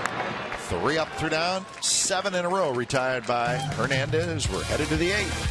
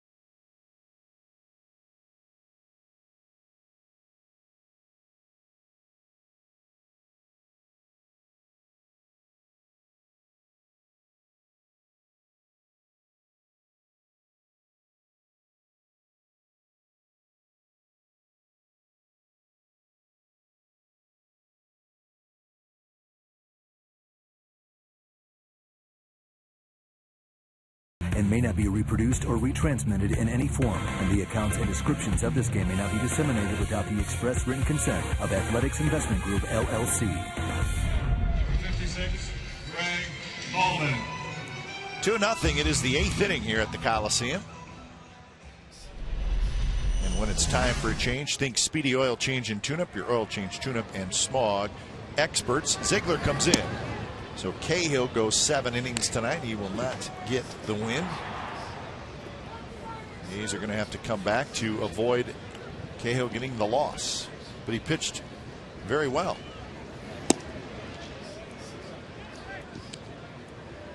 There you go, 7 innings, give up 1 earned run. You should have a win. Not be worried about picking up the loss.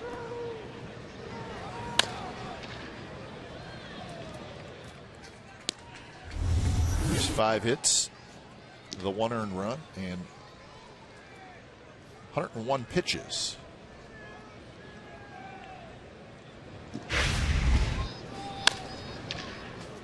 Weeks grabs it. And Greg Holman is 0 for 3 with 3 groundouts, and that's 1 out here in the top of the 8th inning.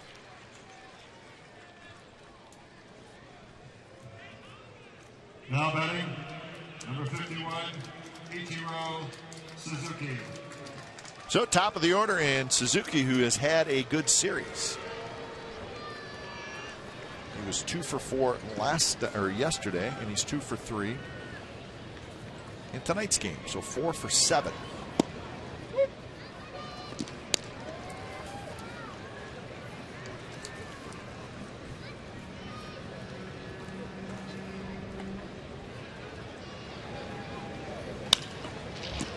More action for Weeks. 2 outs.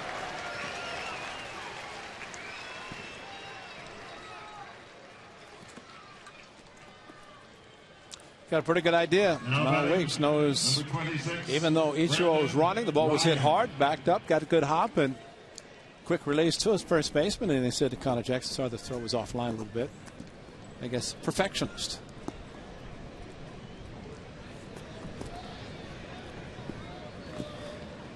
There's Brendan Ryan. Ryan a double in the first. He didn't do a double play in the third. Bounced out to the pitcher in the 6th. So he's 2 for 7 in the series.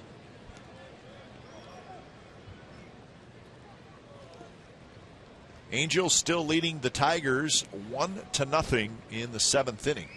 Verlander and Herron. Pitchers duel down in Anaheim. And that run scored when run was at first. He was going to third. The throw came into second. He scored, and that's it. The always aggressive Angels.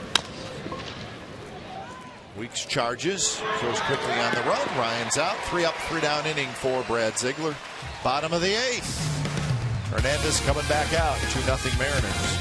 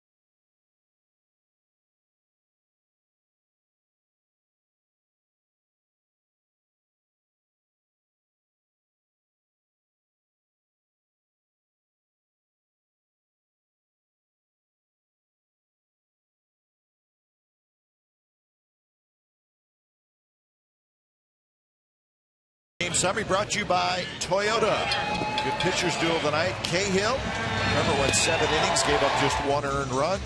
But Felix Hernandez has been just a little bit better. 7 shutout innings so far with 9 strikeouts. An unearned run in the second, and then this Dustin Ackley solo home run in the 7th. And that is your scoring, folks. For the Mariners, 2 runs, 5 hits, no errors. For the A's, no runs, 2 hits, and just 1 error. Connor Jackson to lead it off. Felix Hernandez.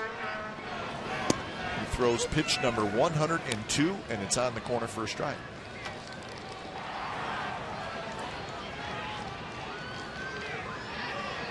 Hernandez has retired 7 in a row. Good breaking ball, and Jackson right off the end of the bat, and it's 0-2.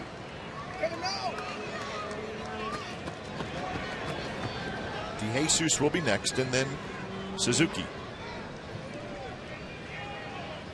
Very consistent throw on the first pitch strike, and then pretty much do what he wants to do, and then right there, very hard changeup. Kind of thinking it was a foul ball, but no.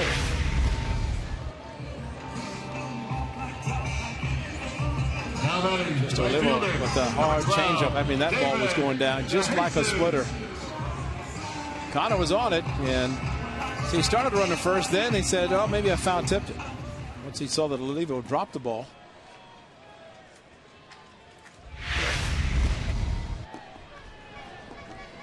So here is David DeJesus. Swing and a miss on a high fastball. Tough to catch up with that one. The thing is, how do you take this guy out of the game if you're a manager or pitching coach? Yeah,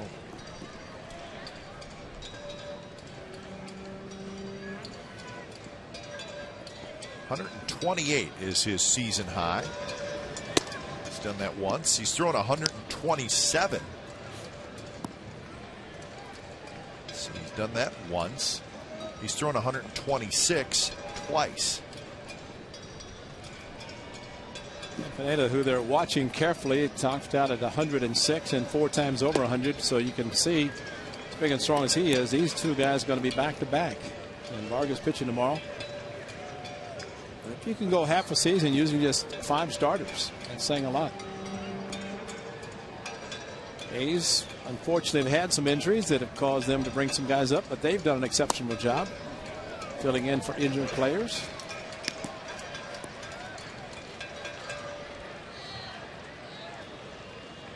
So Hernandez, after getting ahead 0-1, throws 3 straight balls, so goes for a little walk.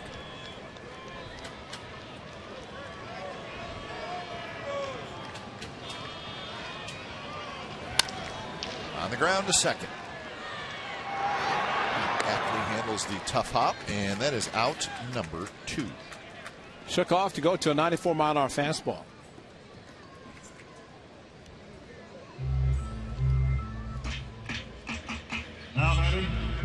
So here's Kurt Suzuki.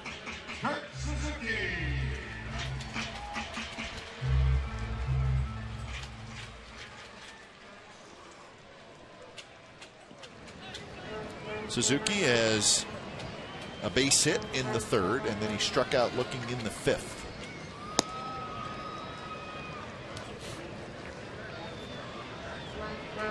Breslow's been throwing, so he's ready, and it looks like he will get the top of the 9th inning.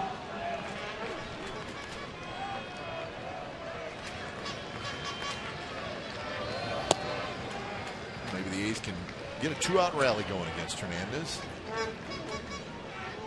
111 pitches now. Figure he's not going to give up a lot of home runs, but he's facing a club that doesn't hit a lot anyway, so it has to string together some hits to be able to do it. That one's driven to left. Figueroa's going back. He's at the wall, and he leaps, and he cannot get it, and that's a home run. Suzuki hits home run number 7, and it's 2-1.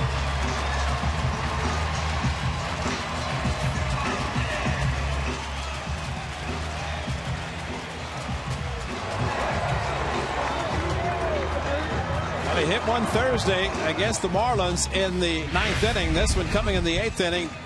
2-0 fastball. Surprising that he challenged the ball, tailed back right into the swing of Kurt Suzuki, a line drive. And I didn't think there was any doubt when he left his bat, yet Figueroa went back and almost caught it.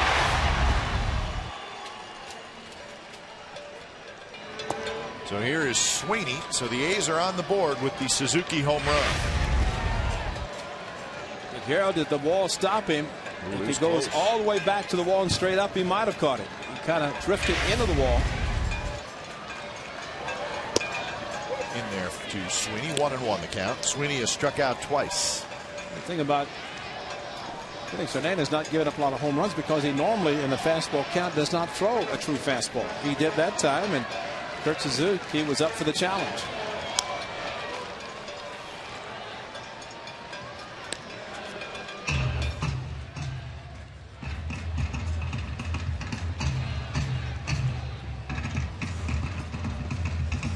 So Sweeney trying to keep the inning going after the Suzuki home run.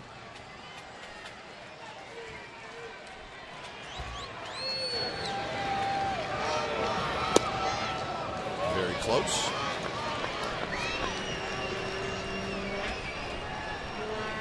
So 2-2.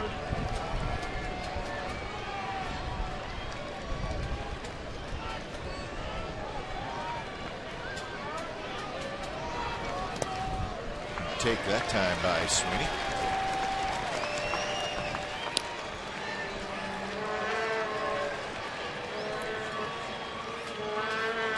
Challenge Suzuki 2-0, 3-2. Of course, he has not come anywhere close with anything but off-speed pitches.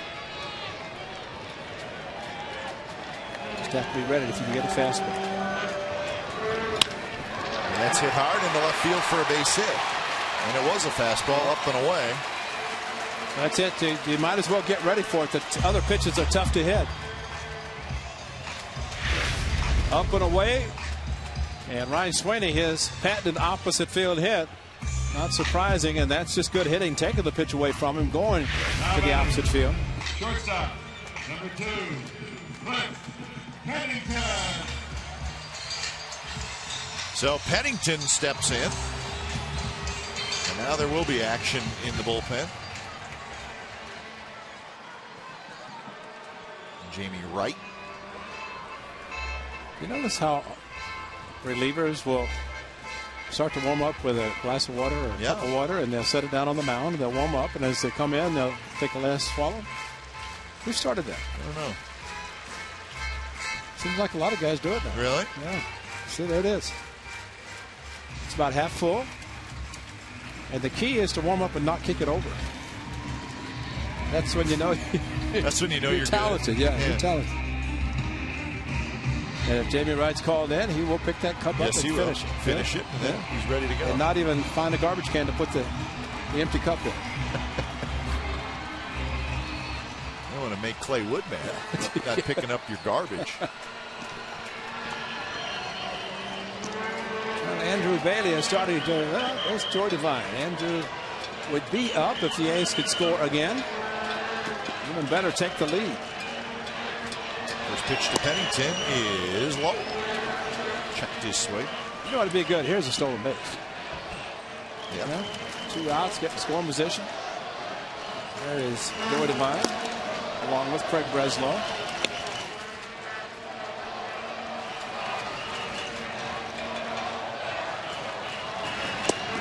And now it's 2-0. 120 pitches for Felix Hernandez, trying to get through the 8th. A's trying to extend the 8th. He started this 8th with the idea of getting through the 9th. Had a strikeout and then a ground ball to second. All of a sudden a home run and a 3-2 base hit to left field. Pennington helped him out, swung at ball 3.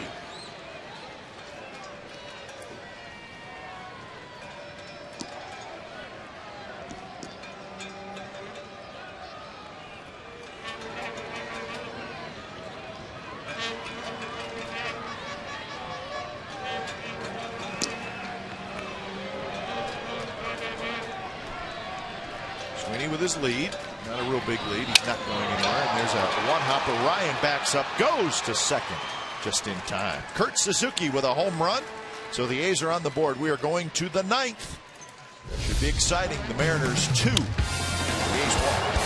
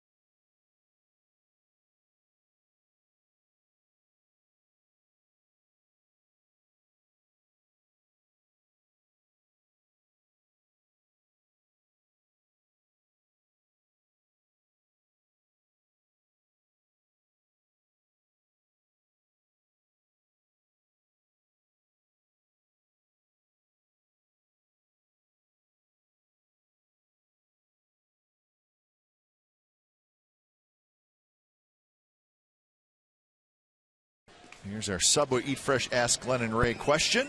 Can we please see the Chris Chambliss pennant-winning home run? Probably. Yeah, I think we're going to be able to do that. That would be a good one to see. When it's time for change, think Speedy Oil Change and Tune-Up, your oil change, tune-up, and smog experts. Breslow comes in for the second game in a row. It's amazing. We just talked about that, and somebody sent in a question and wanted to see it. Get it to us. Get the question to us. We'll take care of it. So Breslow, 0-2 with a 3.13 ERA. Game number 37 for Breslow, so he's been busy again this year. For the A's, this is game number 87. Kennedy, Smoke, and Ackley. 2-0 pitch is in the first strike.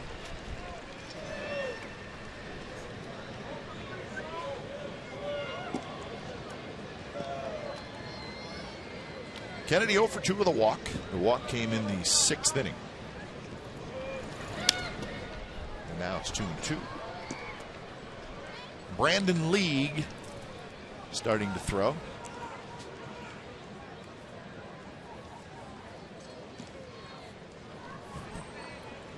There's the cup of water. His is much closer to the rubber than Jamie Wright's was. But he stands farther to the other side, Yeah, so that's it's true. less likely he will knock it over. Who started that? You know, Now you got me thinking. Well, I the thought one you had guess- the answer. When No, you I have an idea. Oh, no, that's different. But I think Francisco Rodriguez, when he was with Okay. the Angels, he was one of the first that I remember because that was kind of his routine where he would take the cup, only he wouldn't drink all of it, take it half full and then fire the other half and then throw the cup and come in and pull a save. Wow. Wow, okay. But Kennedy here it is. strikes out. Here it is. Chris Chambliss. And this ball's gone, and just watch the fans. That was the game winner. Celebrate, and look at this. Your celebration's over, Snatcher, because look at that. Ouch. There he is, a few years later. Still remembers it, though. He can talk about it and tell it just like it happened yesterday. Smoke goes the other way. He's got a base hit. Another former Cleveland Indian that went to the New York Yankees. Greg Nettles, then Chris Chambliss.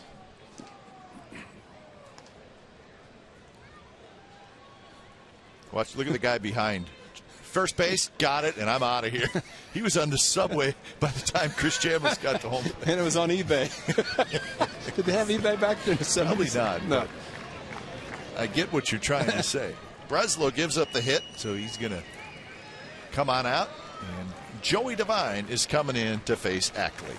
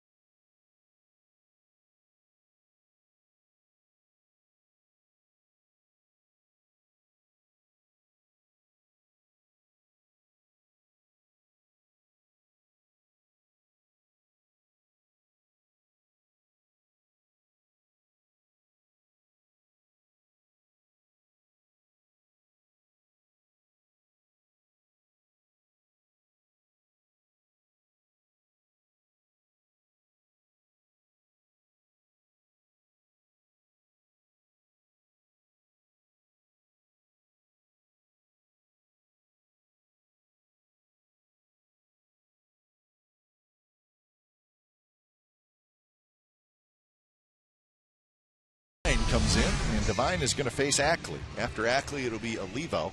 Now batting, number 13. So Smoke at first with one out. The A's desperately trying to keep this the 2-1 deficit. The Mariners are thinking we could sure use an insurance run. A similar situation for Joey Devine against the Diamondbacks. Came in to face the lefty Drew, and then Upton. After the Diamondbacks, Johnson hit a 2-run home run. Ackley, a home run his last at bat. And it was a no doubt. That was against Trevor Cahill, the righty.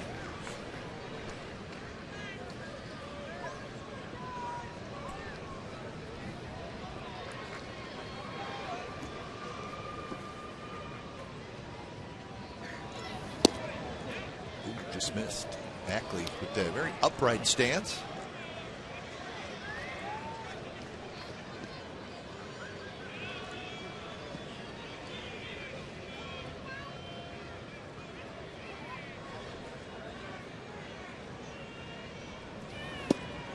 Side again, and now it's 3-1. In the 9th inning, the A's were at the top of the order. Weak, Sizemore, Crisp, Matsui, Jackson, DeJesus. Maybe they'll all get an at bat.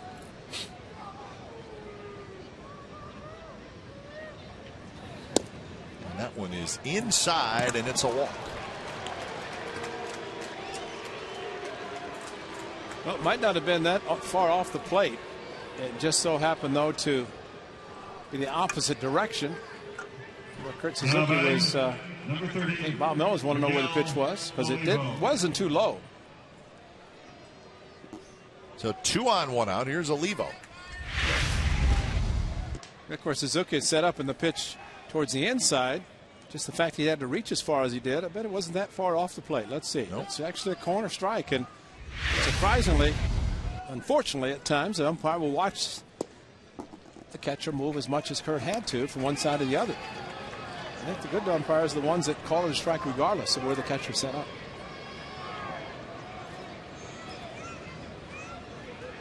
Oh, for 3 night for Olivo.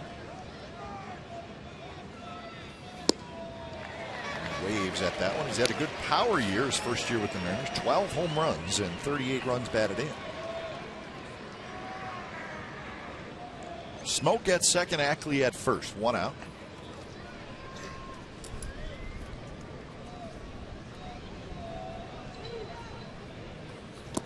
Waves on another breaking ball.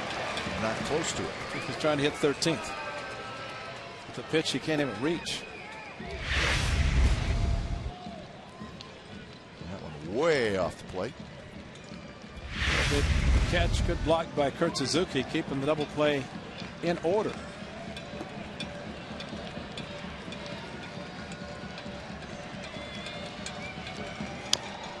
This time, breaking ball maybe got a little bit more of the plate than Devine wanted, but Olivo just dribbles it foul. I think if there's one pitch that's making it difficult to throw a bad pitch, it would be a breaking pitch, because you want to throw it for a strike. And the pitch before that was so far off the plate was more of an accident from Devine. It ended up being a strike because Olivo couldn't reach it. That's the pitch you want to try to waste and get to chase. A fastball, you have better control. A tendency to hang a breaking pitch a little bit more consistently than a good fastball.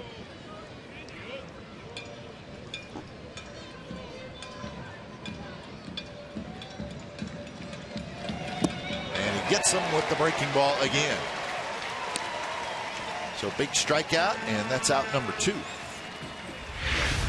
Well, he went back to the slider out of the strike zone. And again, Olivo chased it with no chance to make contact. Now batting, number 8, Carlos Figueroa. A good idea. He did not see the spin of the breaking ball.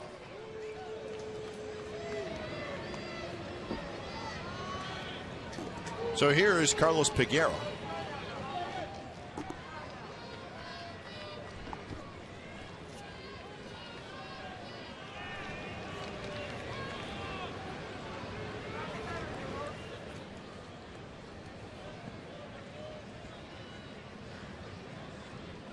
Figueroa had the sacrifice fly, and he swings at a pitch that was about 2 to 3 feet inside. Almost hit him in the right, left knee. Yep. I mean, at some point, Ray, I mean, this guy like this swings hard, and that's great. At some point, though, you have to have a little pitch recognition.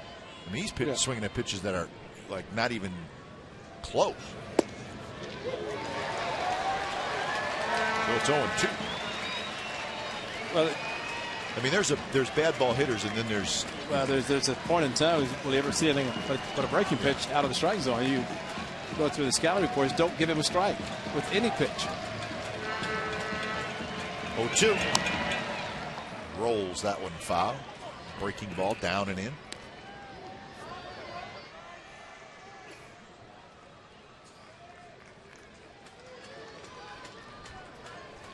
Brandon League is just standing on the bullpen mound. He has finished warming up, and of course he'll get another 6 or 7 when he gets to the real mound.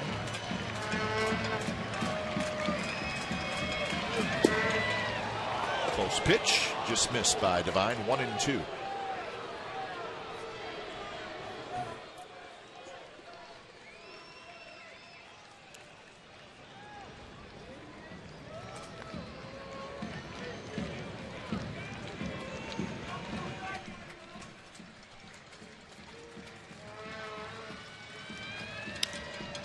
This one down the left field line, a long run for Sweeney, and he slides, cannot quite get it. It drops foul.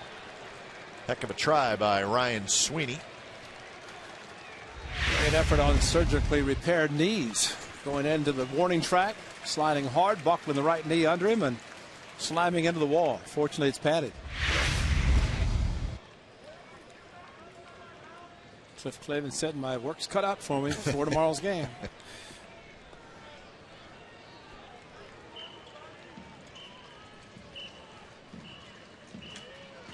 And a rip. Yeah, it'll be sparkling. Yeah, it may need some new pants. It may just throw those away. 1-2. Got him swinging. Ball in the dirt.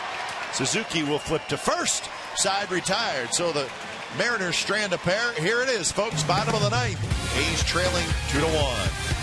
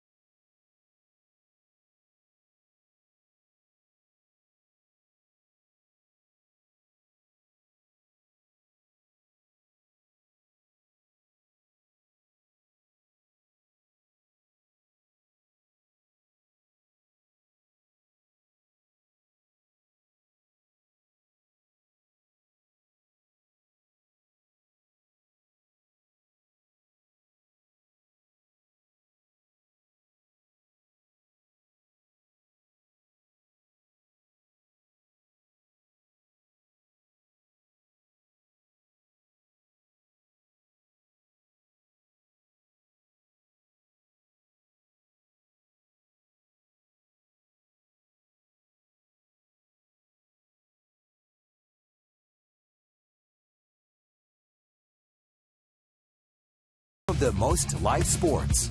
And by Chevrolet. Go to ChevyBaseball.com to support youth baseball and help make a moment kids will never forget. Bottom of the ninth, folks. A's need 1 to tie, 2 to win it. When it's time for change, think Speedy Oil Change and Tune-Up, your oil change tune-up and smog experts. The closer, Brandon Lee, comes in. He got the save in yesterday's game. He's back out there tonight. The first pitch is a strike down around the knees. Lee threw 18 pitches yesterday and picking up his save.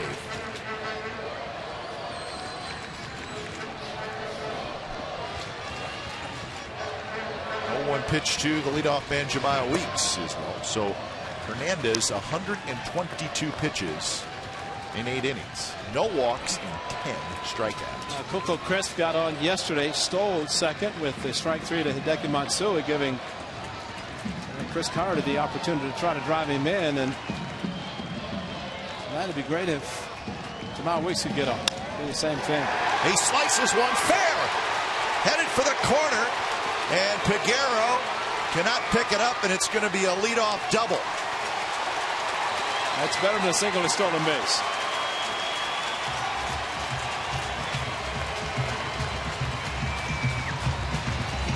So the ball got caught down there in the corner. Not in the corner, but right along the sidewall. Well, he led off the game with a hit, stole second, but overslid the bag this time. Got the fastball, sliced it into the left field corner, and it hit the security guard. He tried. He's dancing all over the place. It found him, though. Bumper pool, off the wall, off his legs, chair, getting out of the way. Dead ball. So here's Sizemore. Well, the A's can play for their tie. Last at bat, Andrew Bailey starting to get loose. Cup of water.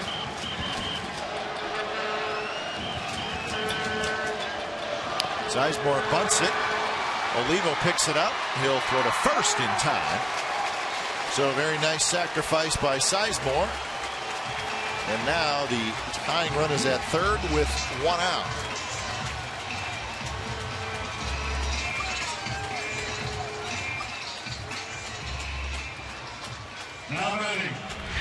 Well, just trying to get him over, and a very good sacrifice. Only one play. Third baseman charges. Catcher fielded it.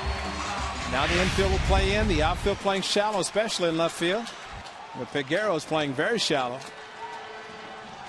So here's Coco Crisp.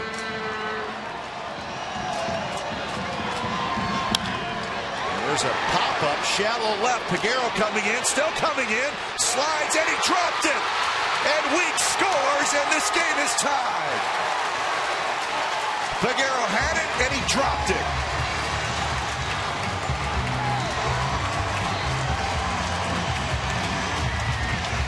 Well, the great news, he dropped it, because if he catches it, Jemile Weeks was down the line probably too far to get back. The slide, the big guy went into the slide, but as he hit the ground, it just off the heel of the glove. And Jemile Weeks going down the line. And then took off and was able to score. So maybe not as far down the line, but he did score. And now Coco Crisp. Exactly the same situation as yesterday. He waited until his 2 strikes on Matsui before stealing. See if he goes earlier in tonight's game. Ideally, get at second base where Matsui and the next batter would have a chance to drive him in. Runner goes. Throw to second base is in time, and Crisp is out. Well, perfect throw. And that was perfect. Right on the bag. Oliva, of course, throws great. Had a very good pitch. He stayed with the fastball first pitch and right on the bag and put the tag down. And that's it. But he got the hit to drive in the tying run. Had a great jump. But that's where the ball outran the runner. Stood right into it. So Godzilla gets your 500th. 1-0 pitch. We're going to miss 1-1.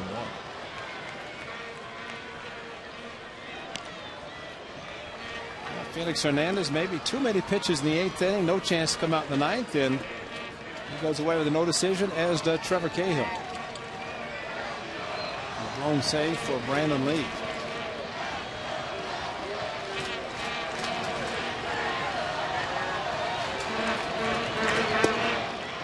Just a bit low, 2-1.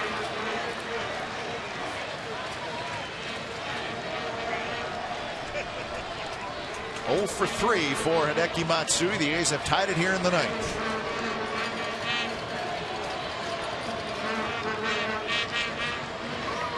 Way inside into the backstop.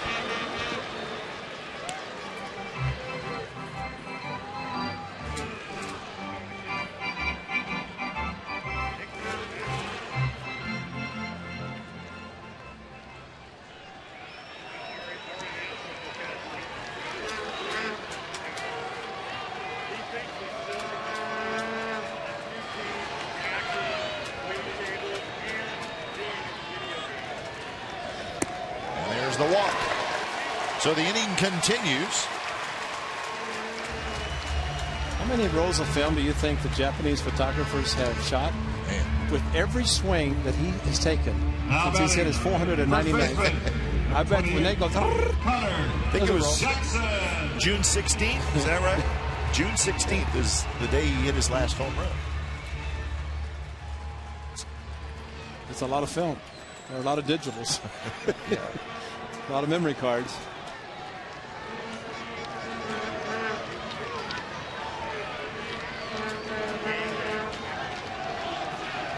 First pitch to Connor Jackson is a strike. So a double, a sacrifice, a single off Peguero's glove, caught stealing, and a walk. And the A's have tied it here in the bottom of the ninth inning. Weeks with a leadoff double.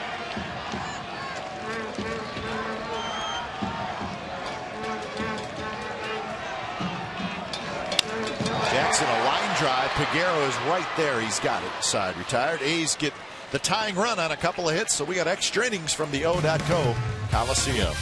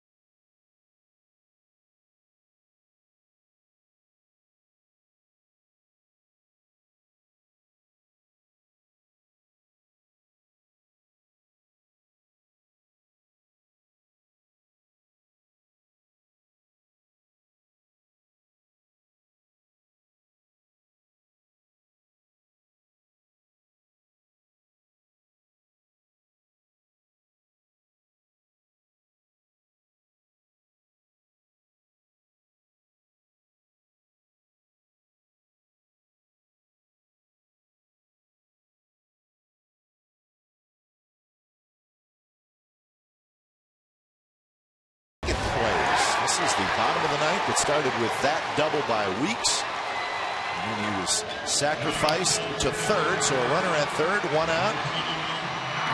And then Coco Crisp, he's catching a little bit of a break here. Peguero comes in, slides, cannot hold on to it, and that is how this game was tied. That's our Fremont Bank plays of the game.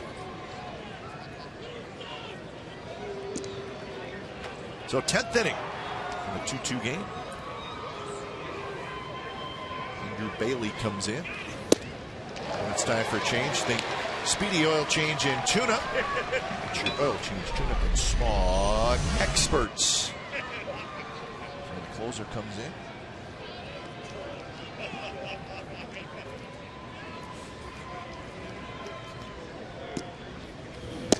Gutierrez. Nice swings at the first fastball, takes the next one, and he's quickly behind in the count 0-2. Back-to-back 95-mile-an-hour fastballs from Andrew Bailey, who would love to pitch a little bit more consistently, but the A's not taking a lot of leads into the ninth inning. So the 10th inning, he comes in to try to take it to the bottom half, try to win it.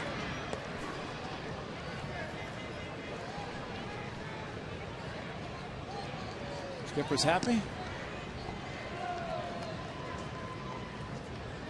15th extra inning game for the Athletics. Breaking ball to the backstop.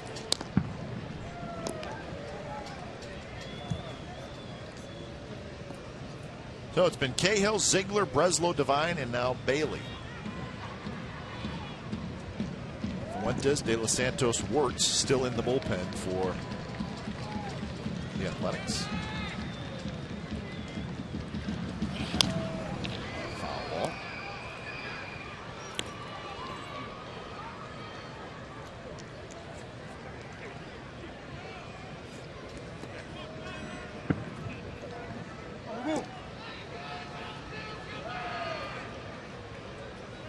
Gutierrez to be followed by Hallman and then Ichiro.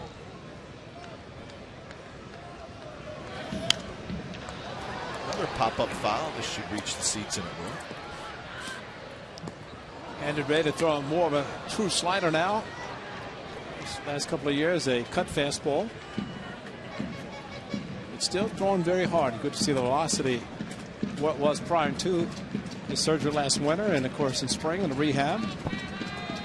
Throwing very hard.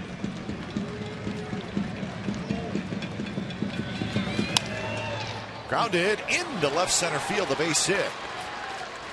Gutierrez, a big turn, and he stops. Well, the Mariners get the leadoff hitter aboard here in the 10th.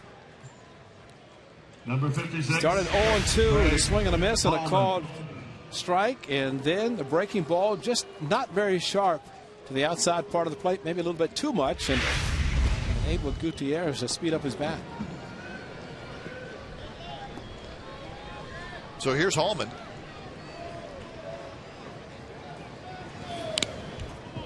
Bunted to the backstop. How about a two-hit shutout for Dan Haren? Yeah. Angels win 1-0 over the Tigers. Haren beats Verlander. Two-hit shutout for Danny Haren. So Haren gets his 9th win. He's 9-5. Verlander takes the loss. He's 11-4. Angels are hot. Bunted in the air, and the dive by Jackson cannot quite get it.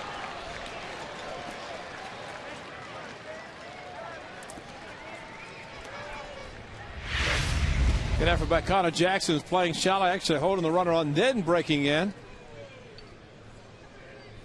Just not able to reach out far enough. Are we having the day after the 4th of July fireworks in the background? Hope that's what it is.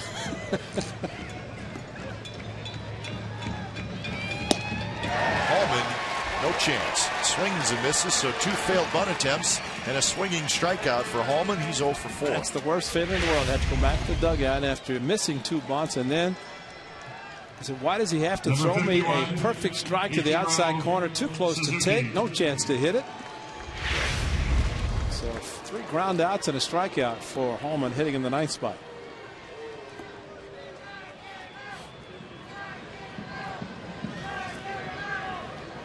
So here's Ichiro Suzuki, who is 2 for 4.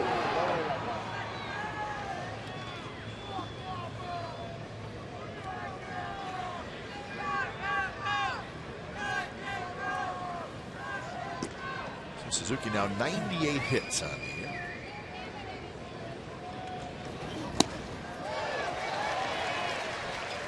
See, that's the cut fastball that he's hitting about 220 this year. Yeah. Hit 429 the last 3 years.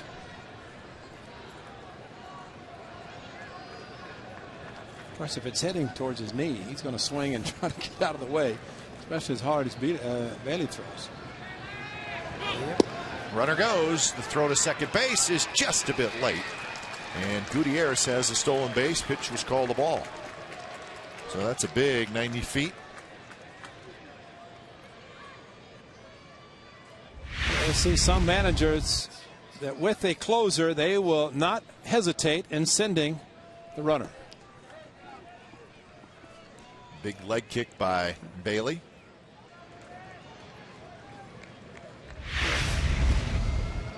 Now they're going to walk Ichiro. Yeah, that's a good idea. It's tough to pitch carefully to Suzuki.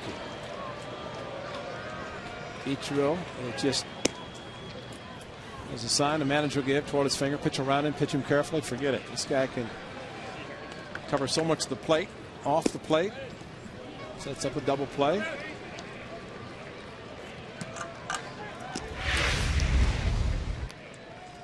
Well, late slide by Gutierrez, going the feet first pop-up slide, and like he banged his right knee hard.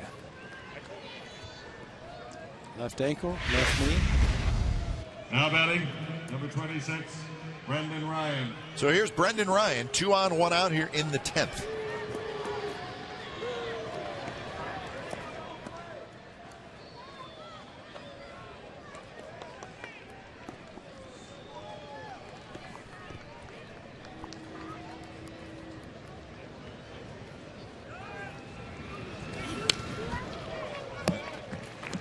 Pitch up and in a little bit. Ryan fouled it straight back.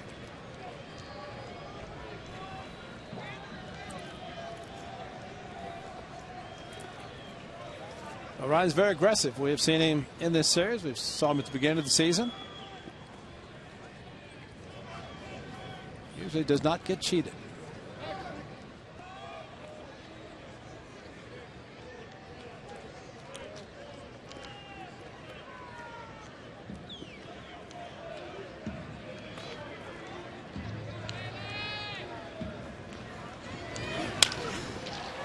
Weeks charges. Flip to second for 1. Back to first, and the throw is wide, and the Mariners are going to take the lead.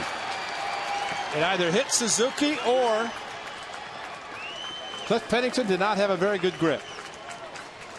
And I just wonder how Suzuki came into second base, because the throw, it looked like it was deflected off the runner.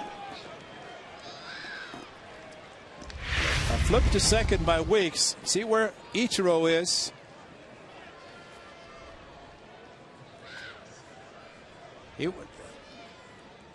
Did he go out of the baseline? Now batting, number 4, Adam Kennedy. That's interference. That is interference. First base umpire should call that, because he could not reach back to the bag to touch second. So the air has allowed the Mariners to take the lead. You have to be able to touch second base if you're the runner. You can't go out so far. That way it looks like, but the other angle we had, look at Ichiro reaching back. I didn't even tell, did it hit him? Well, it hit something. Yeah. Yeah, and it.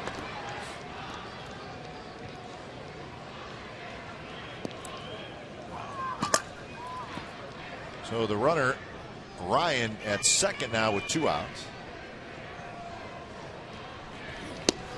Kennedy goes around, and that pitch was way inside.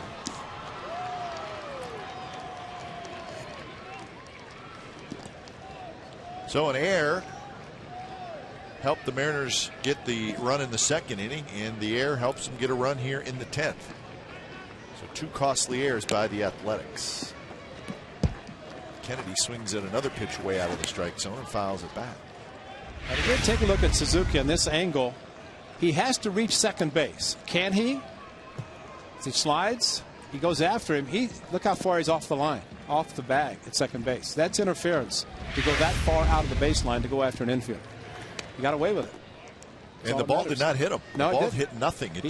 Pennington just looks like he held on to it. Kind of, I don't know. It was kind of strange. And he didn't have a grip. There's no doubt he didn't have a grip on it, because the way the ball, I thought the way it deflected, it had to have hit Suzuki or something, but he didn't even make contact.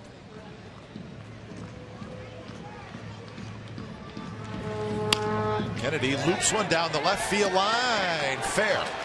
Ryan's going to score. Kennedy's going to try for second, and he's going to make it with a sliding double. It's 4-2 Seattle. Kennedy just kind of reached out, poked it to left. That ball was just up enough that he could do that.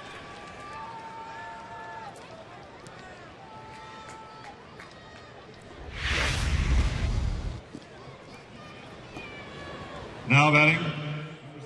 So here's Smoke. So a very disappointing inning for the A's. 2 hits, intentional walk, and the costly error.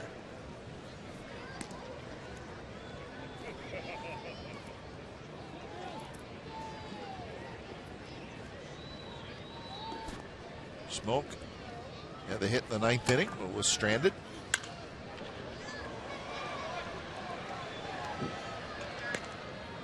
But Jamie Wright, looks like he's going to be the guy that will try to save it for the Mariners.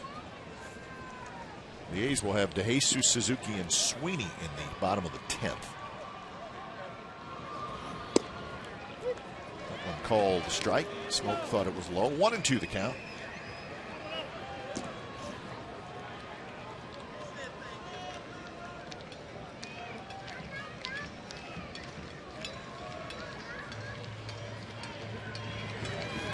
Swing and a miss. Fastball. Smoke misses it, but damage done. The Mariners score twice, so we go to the bottom of the 10th. 4-2 Seattle.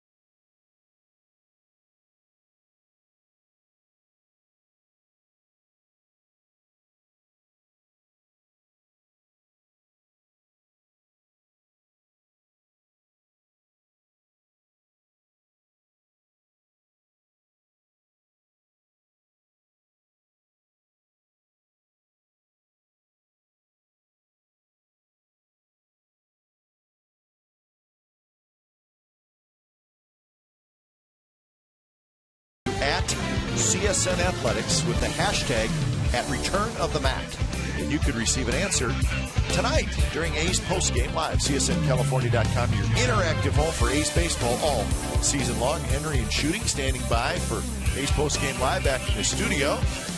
We hope that they have to wait a little while, or the A's get another rally in them. When it's time for change, think Speedy Oil Change and Tune-Up. Your oil change, tune-up, and smog experts. Jamie Wright comes in. He will face DeJesus, Suzuki, and Sweeney. He has a chance for a save. The first pitch is a strike. Wright, always been kind of known to good sinker, good hard sinker.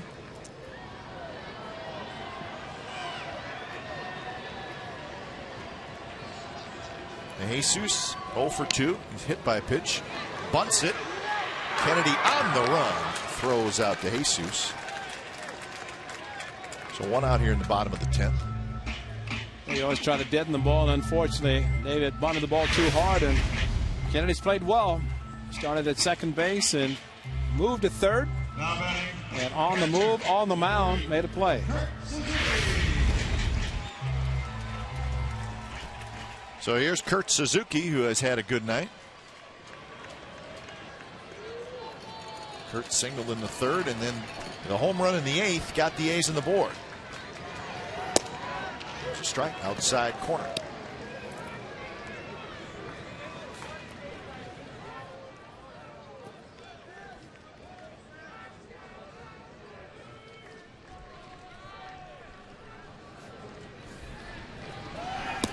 Big curveball breaks down and away.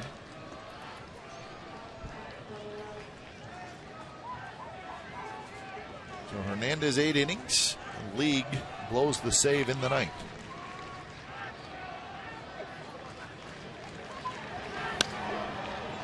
Now right ahead of the count.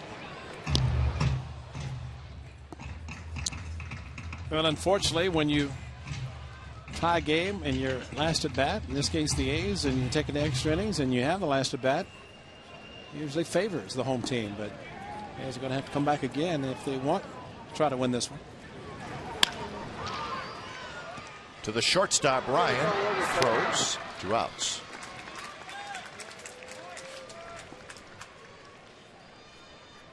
So now it's up to Sweeney to just do anything to get aboard. Now batting, left fielder, number 15, Ryan Sweeney. And the A's have been down to their last out a couple times this year and rallied back. And they're up against it here in the bottom of the 10th.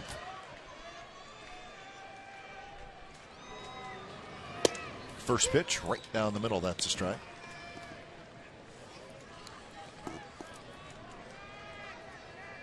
Sweeney is 1 for 3, a single and a couple of strikeouts.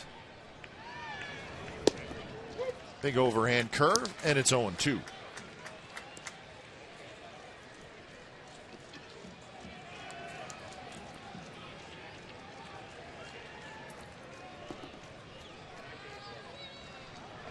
That one off the foot of Sweeney as he hangs in there.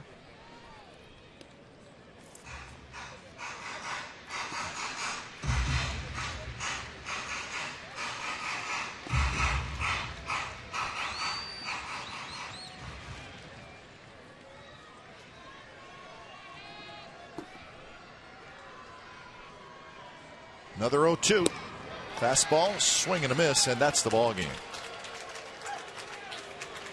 So a very disappointing finish to this one. The A's tied it in the ninth, but the Mariners bounce right back and get 2 in the top of the 10th. And they have won the first 2 games of this series. The final score tonight, the Mariners 4 and the A's 2.